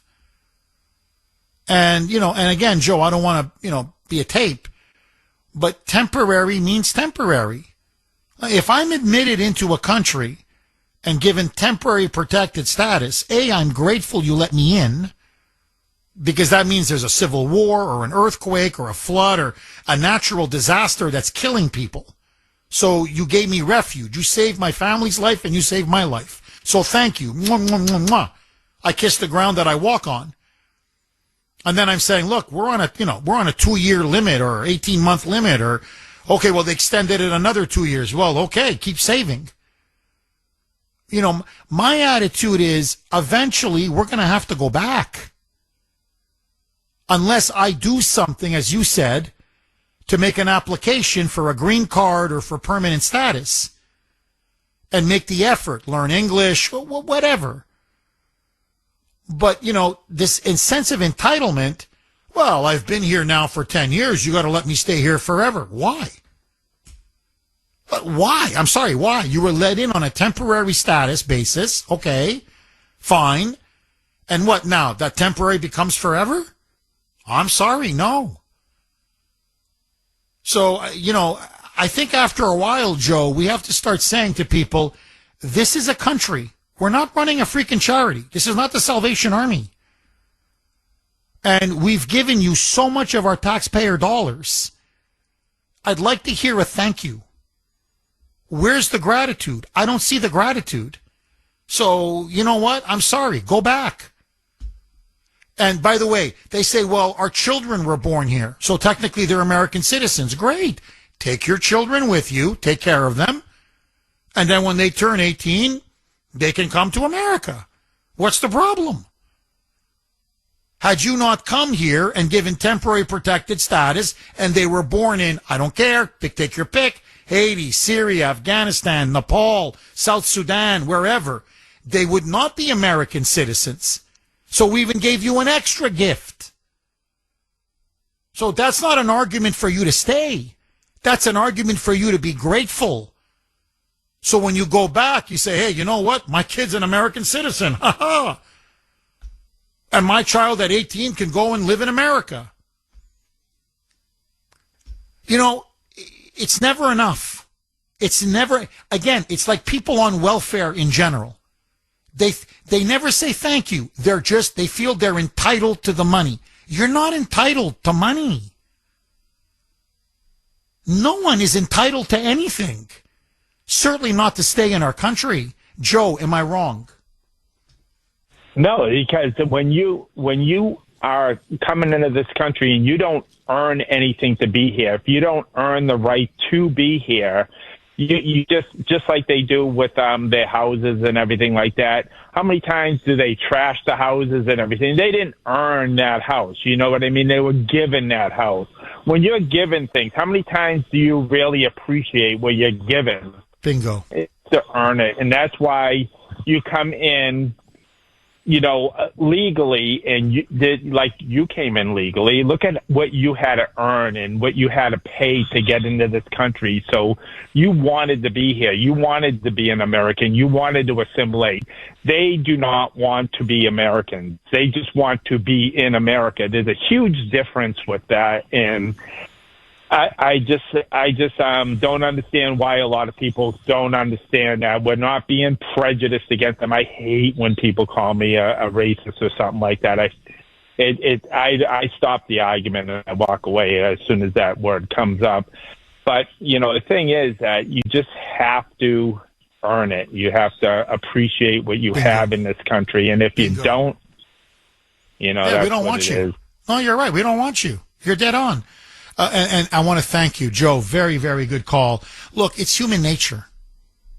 In some ways, honestly, it's just human nature. Okay, that's why welfare systems ultimately never work. They never work. It's why socialism never works. Here, there's a famous Eastern European story. Okay, I'll really cut it down for you. So this is a Polish story. And so you've got a family, they're peasants, and they have a son named Andrei. Well, Andrei doesn't want to go to school. And all Andrei does is play in the fields with his friends. And so one day, his father, who works obviously every day, says, listen, son, Andrei, enough. You don't want to study, you don't want to go to high school, and you don't want to work. Well, I'm done. So let me tell you, you're not going to school anymore because you don't want to go to school. So tomorrow, I want you to work. Now, in those days, you were paid every day. It was a daily wage. He said, and I want you to come back after a day's work and give me money. You have to give it to me right away, or else I'm kicking you out of the house. So Andre goes, okay, whoa, geez. So Andre the next morning goes to his mother and says, Mom, please, I'm not going to be able to find a job. I don't want to work in the hot sun. Could you give me money? Because Dad's going to kick me out of the house. Okay. So she gives him basically money worth of, of a day's wage. He comes back at night playing in the fields with his friends, and his father's eating dinner, and the father's just sitting by the fire watching the fire. And Andre comes over and he says, Andre, he goes, yeah, did you work today? Oh yeah, all day. Really? Okay, give me your money. So he gives him the daily wages. The father doesn't even look at the son. He just takes the money and throws it into the fire. Just throws it into the fire. And Andre is like shrugging his shoulders. Okay, I don't know what his problem is. Next morning, exact same thing. Goes to the mother, says, Mom, please, you got to give me money. Daddy's going to kick me out. She says, I'm telling you, it's the last time. We can't do this. We're going to go broke. So he plays. He comes back. His father's by the fire. Andre walks over. The father says, did you work today? Oh, yeah, Dad. Give me your money. Gives him the money. Takes the money, throws it right into the fire. Andre's like, what is this guy's problem? That's 2 days in a row. That's a lot of money he's throwing into the fire. Third day, Andre goes to the mother. I need money. Daddy's going to kick me out. She says, we're tapped out. I can't give you any more money. You've now got to get a job. So Andre goes to the local farmer, and the farmer says, yeah, sure, I'm hiring. You got to go, and I want you to work in the fields. And so Andre works 8 hours in the fields with the sun beating down his face. The guy gives him the money. He's now paid. Andre comes to the house. Father's by the fire. He says, did you work today? He goes, oh, yeah, I really worked today, Dad. Okay, give me the money. He gives him the money. He throws the money in the fire. Andre jumps into the fire, grabs the money before it gets burnt up. And the father says, aha, Andre, now I know you worked for your money. Meaning, the reason why I threw it in the fire in the first place, the first 2 times, and you didn't jump in, I knew you didn't work for your money. Your mother gave it, somehow you stole it, whatever. I don't know how you got it. But now that you put your hands in fire in order to get the money, oh, you earned it now. Now, when I try to throw it away, you're going to burn your hands to get it. In other words, it's a profound lesson. Unless you earn the money, you don't appreciate the money. When it's given to you, you can literally burn it up in smoke. You don't care. My son Ashton got a part-time job. I'm very proud of him, okay? Turned 16. I don't want to say where, because a lot of crazies out there. But now he's working. Before he got the job, we got him a PlayStation 5 for Christmas, okay? Long story short. Anyway, so he loves these video games. And he'll walk up to me and say, Dad, could you get me this video game? Could you get me that video game?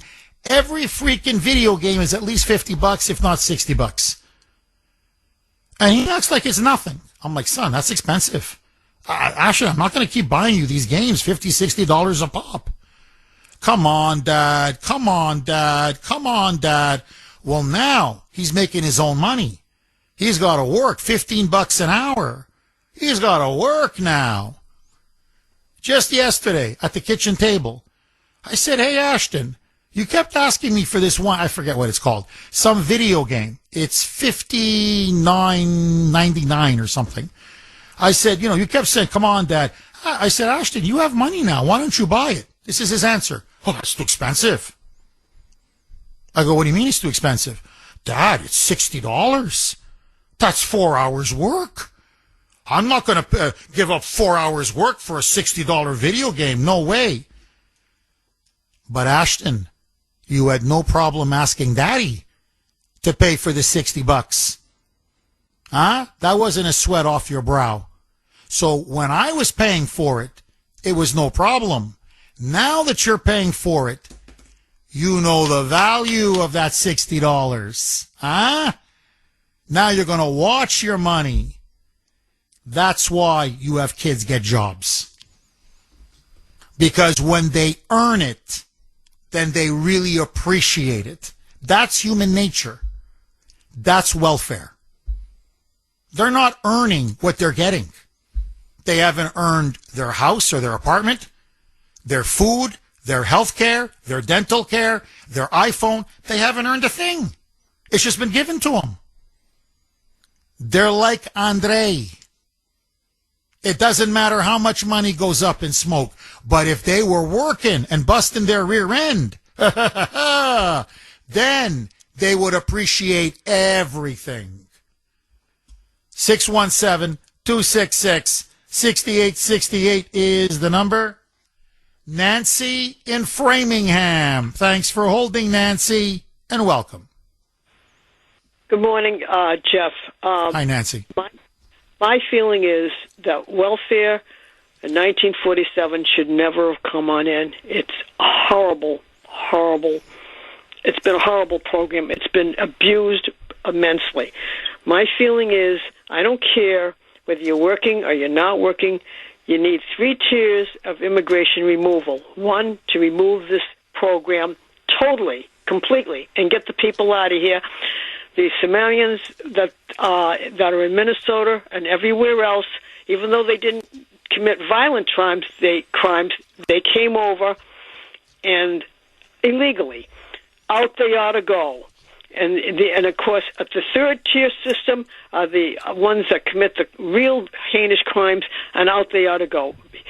Trump ought to get the buses coming, load them up, and every single one of them get out of here. I vote no on everything about, well, I've been here, I've worked, and blah, blah, blah. I don't want to hear it. They're here. This program should never have been the program of, was it the TPS? But anyways, it stinks, it walks, and smells like Democrats and Uniparty, and it ought to be removed, totally gone forever. We don't need to be a charity for every country coming in here for our welfare system. Oh, Nancy, you're not 100, you're 1,000% correct.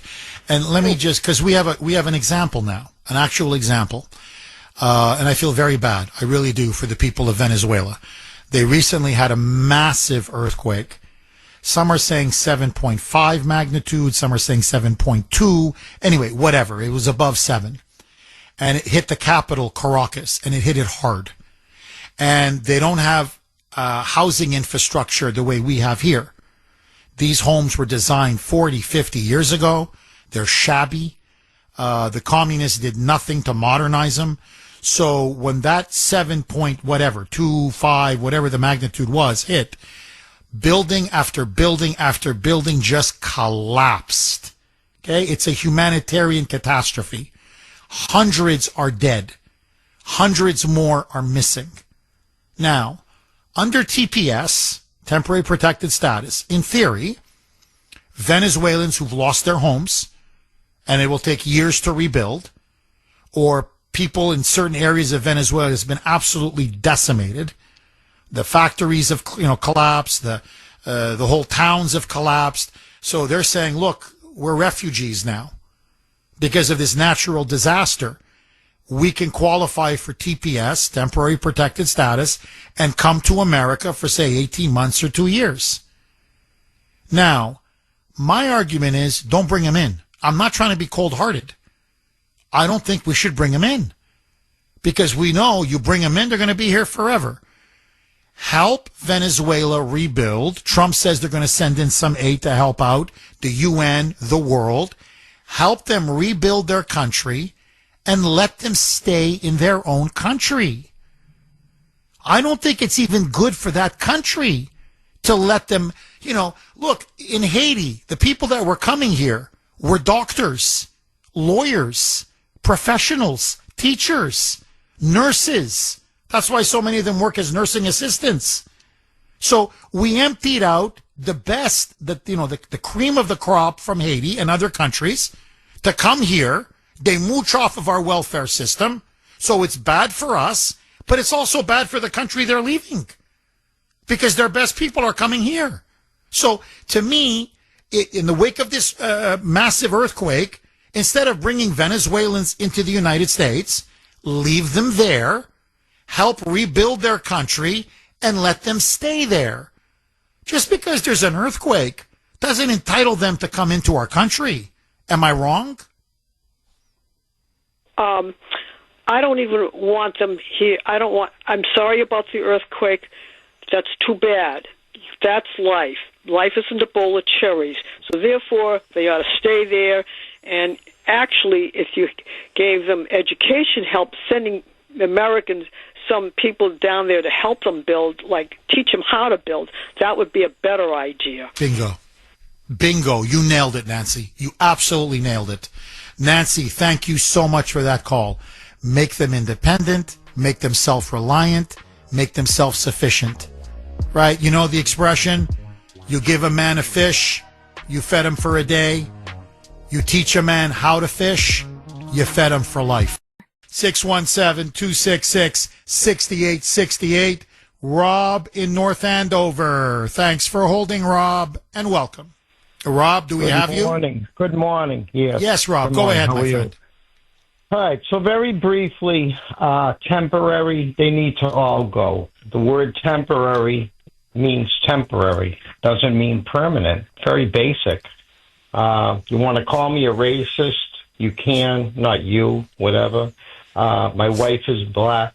My kids are black and white. I am not a racist. But temporary is temporary. They need to go. We can't afford to feed our American citizens, and we're giving these people everything under the health. Let me back up to the dentist, the woman that spoke about the dentist. Yes. I'm semi-retired. I tried to go, not to, and that hit a nerve, no pun intended. So I tried to get on a group, a new dentist plan. So it costs hundreds of dollars to get on it, and then it hardly covers you for anything. $1,500 for a crown, cavities are $300-400. By the time you leave, you're broke.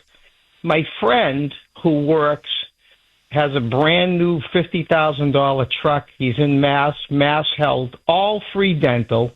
He gets food stamps, and he makes twice as much as I make. I mean, it just doesn't make any sense. It's just crazy. It's crazy, and it's ridiculous.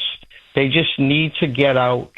We did what we did for them, and they need to go back. And if that sounds rude, then maybe it's rude, but that's reality. Well, Rob, if somebody came into your house and it was supposed to be for temporary or whatever, a couple of months, and it turns into 5 years, and you fed them, and you clothed them, and you paid all the electricity for them, and you took care of all their health care and all their dental, and if they did work, they kept all the money. They never paid you anything. Didn't pay you for rent, didn't pay you for food, didn't pay you for anything. The utilities, nothing. And then after 5 years, you say, your house is rebuilt. It's time for you to go back. And they say to you, you're a racist. You're a racist. How dare you kick me out of your house? Honestly, what would your response be?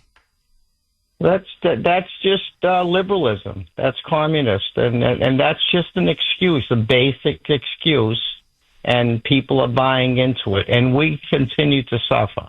And just to switch gears real quick, I just want to go to Trump real quick, change subject just for a minute.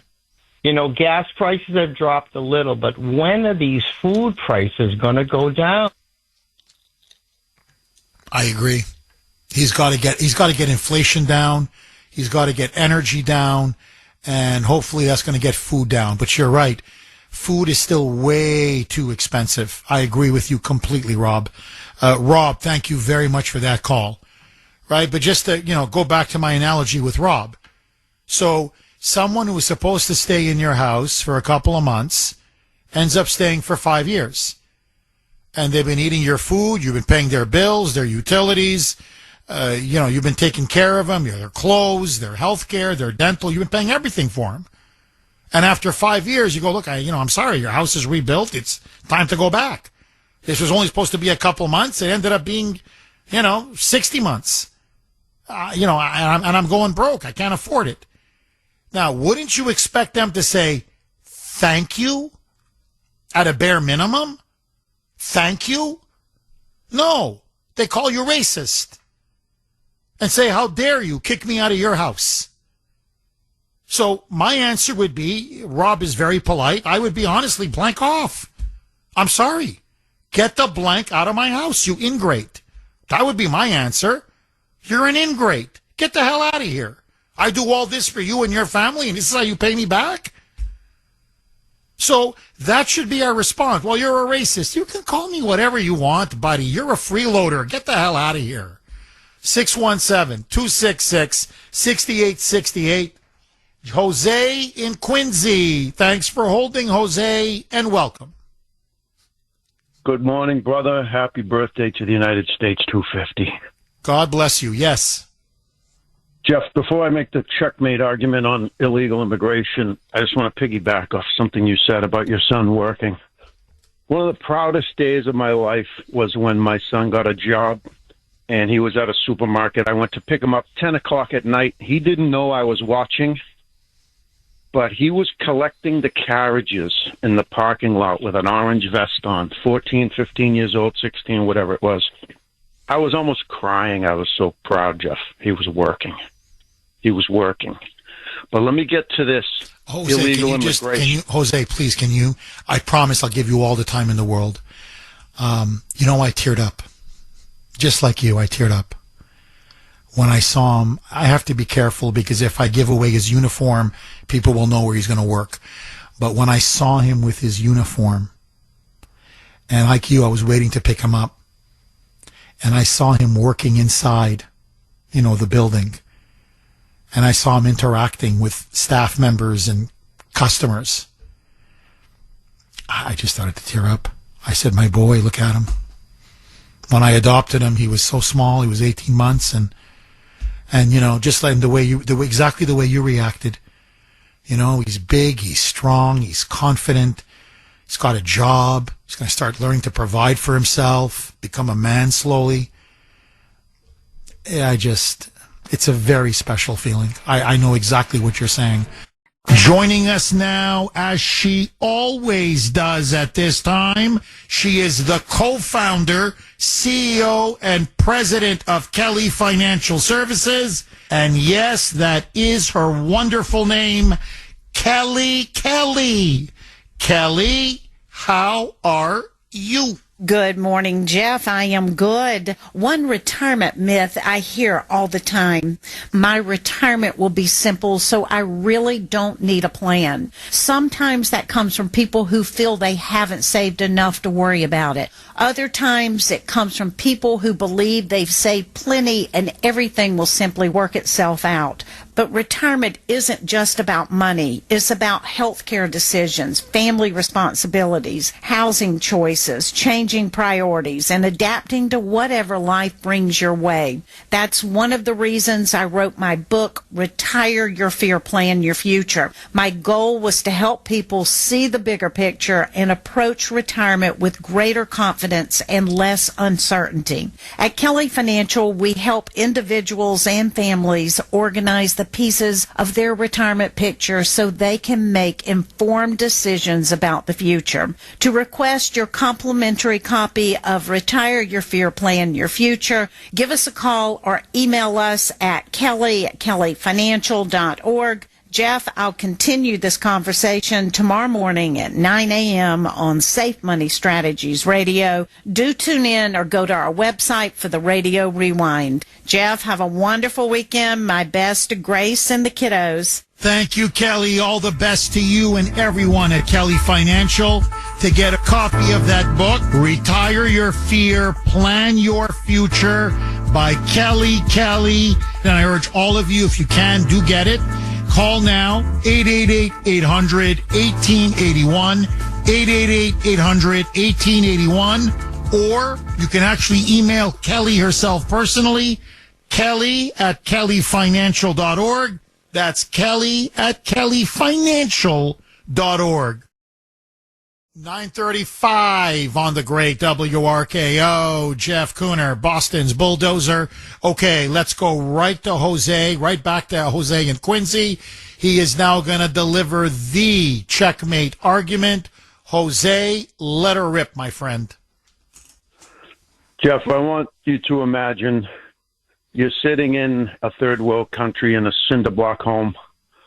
I don't care. Pick the country. I'll just throw it out there. Ecuador. You get a bright idea. You want to be an American. You want to migrate. You want to immigrate. You get on a strange shuttle bus to the capital city. You go in a building you've never seen before. You want to do things right. You get your application. You barely know how to fill it out. Now, we know the third world is full with leeches that want to take advantage of us, but it's also filled with good, honest people. Now, somehow, you find the building, you get your application on file. I'll just speed up the story. A couple years go by, you're studying English. You're studying a trade. Why? Because when your time comes, you want to prove yourself to be worthy of being an American and being let in. 2 more years go by. You're mastering your trade. Now you're getting pretty good in English. You want to have the interview in English to prove yourself. Your application is making its way up the stack of millions of people just like you. Seems like you have no chance. You're almost at the top of the list, Jeff. 7 years go by. You're taking medical exams.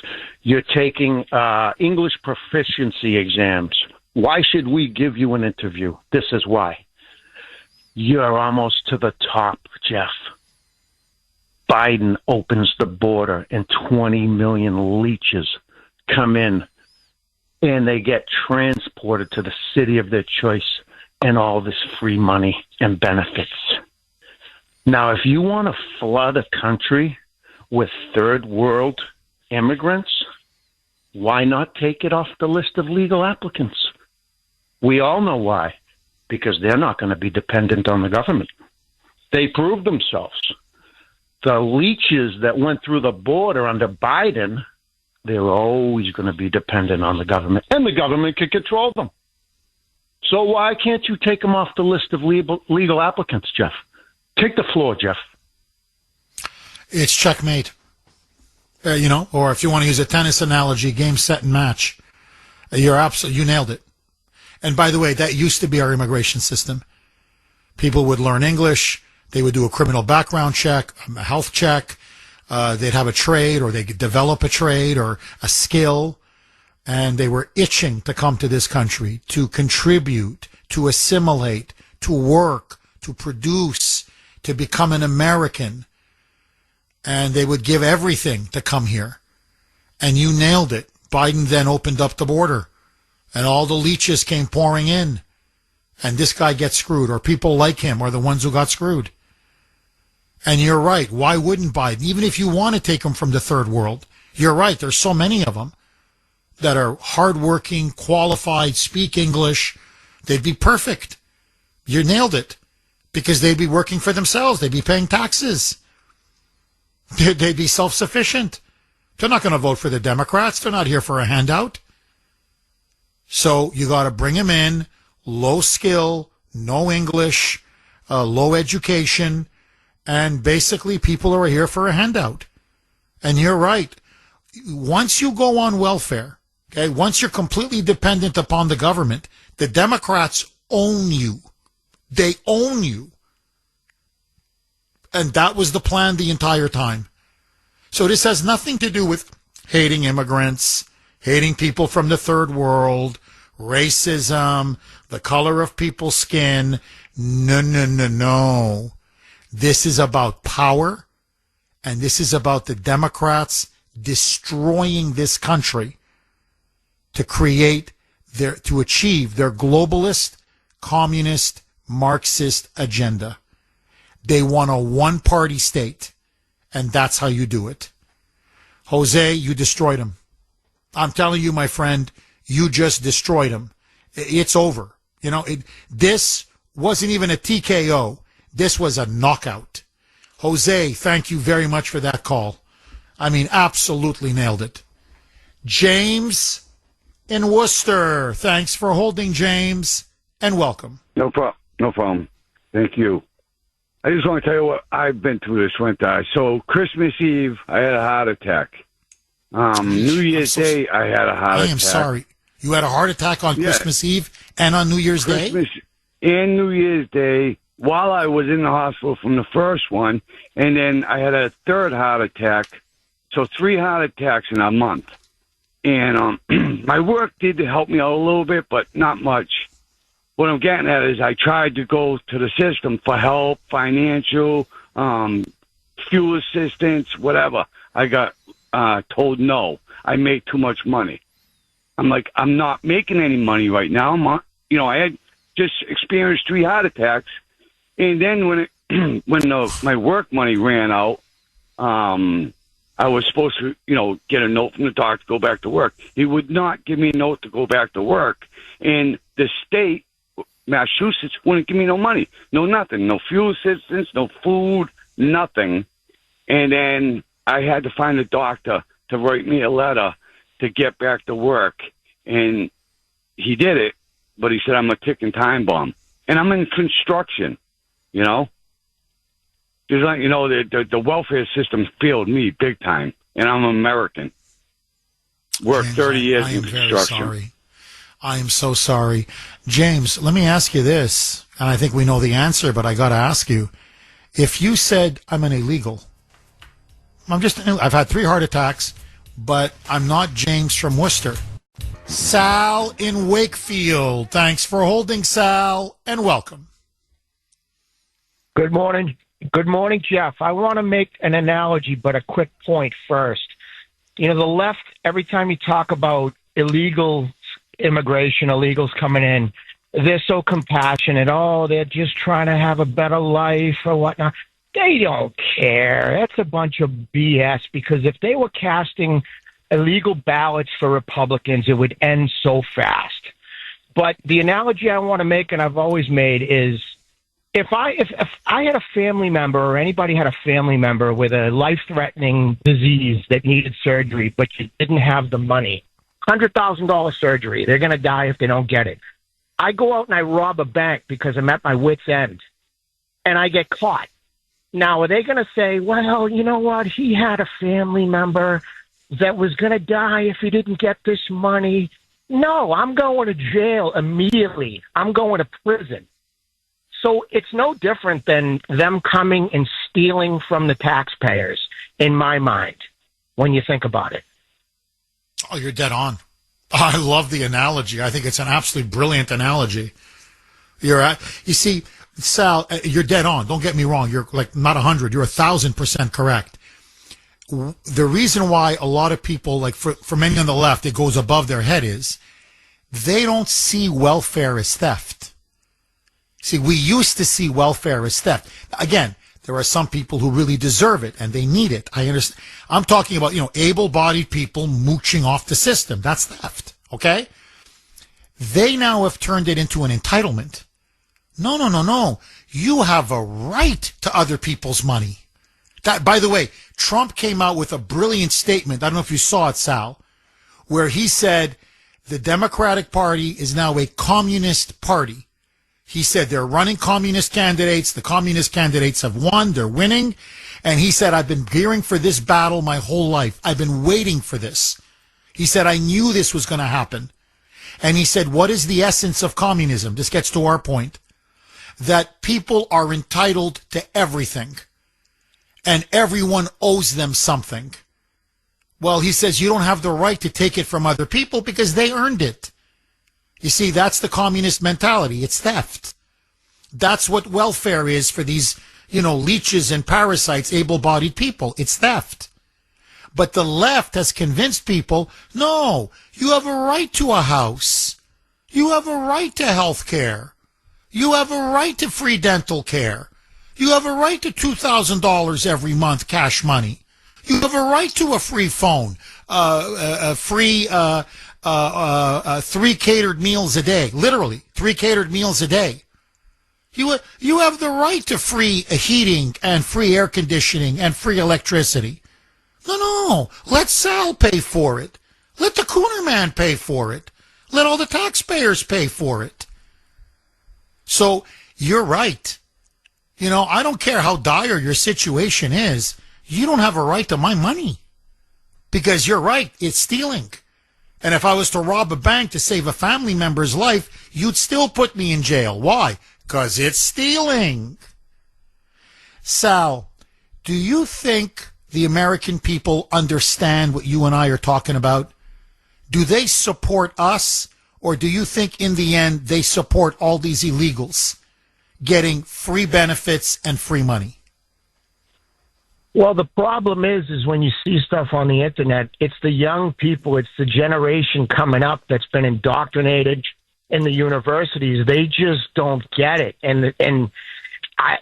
Luckily, a majority of people get it, but I fear that maybe in my lifetime, I'm 55 years old, that these people are going to be the ones running the country, and that's a scary thought. So things have to change. Things have to change, Jeff. Do you remember Martha Coakley saying that it's not illegal to be illegal?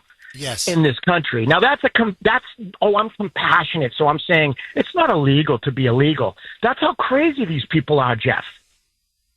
Sal, have a really nice weekend, my friend. All right, let's squeeze one more in.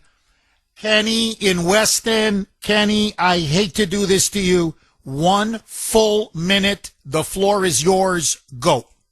Right. Thank you, Jeff. So, Jeff, I got a client. Her daughter lives in Newton. And make a long story short, I mean, they're liberal women. They're wonderful clients of mine. But she was telling me the other day, I had her in the car, she's talking about she had a girl cleaning for her, illegal. But she whacked the dog going out the door, goes to Mass General and claims that the dog bit her and scratched her. The doctor, no such thing. The doctor's cleared. Yet she went out and got an immigration lawyer and got $11,000 from USAA. They just paid off. They didn't fight it, nothing. So they scanned the system, and furthermore, let me tell you one thing right now. The Democrats, the gangsters got nothing over on them. I mean, let me tell you. I mean, they are, listen, and by the way, shout out to Sean O'Brien. I saw him last week at an event. A great guy, and he's a big supporter of the president. He just thinks that Trump is like it, and I said, amen. So he's a great guy. You're right on Sean O'Brien, and you're definitely right. I mean, honestly, the mob has nothing on these Democrats. They have nothing on them. It's true. It's highway robbery. I mean, it's highway robbery. And notice, Kenny, they're shameless. That's the thing. I mean, they swindle our money, and they're just shameless. Like they're entitled to it. Like it's their money. It's just incredible. No one's going to respect you if you don't respect yourself.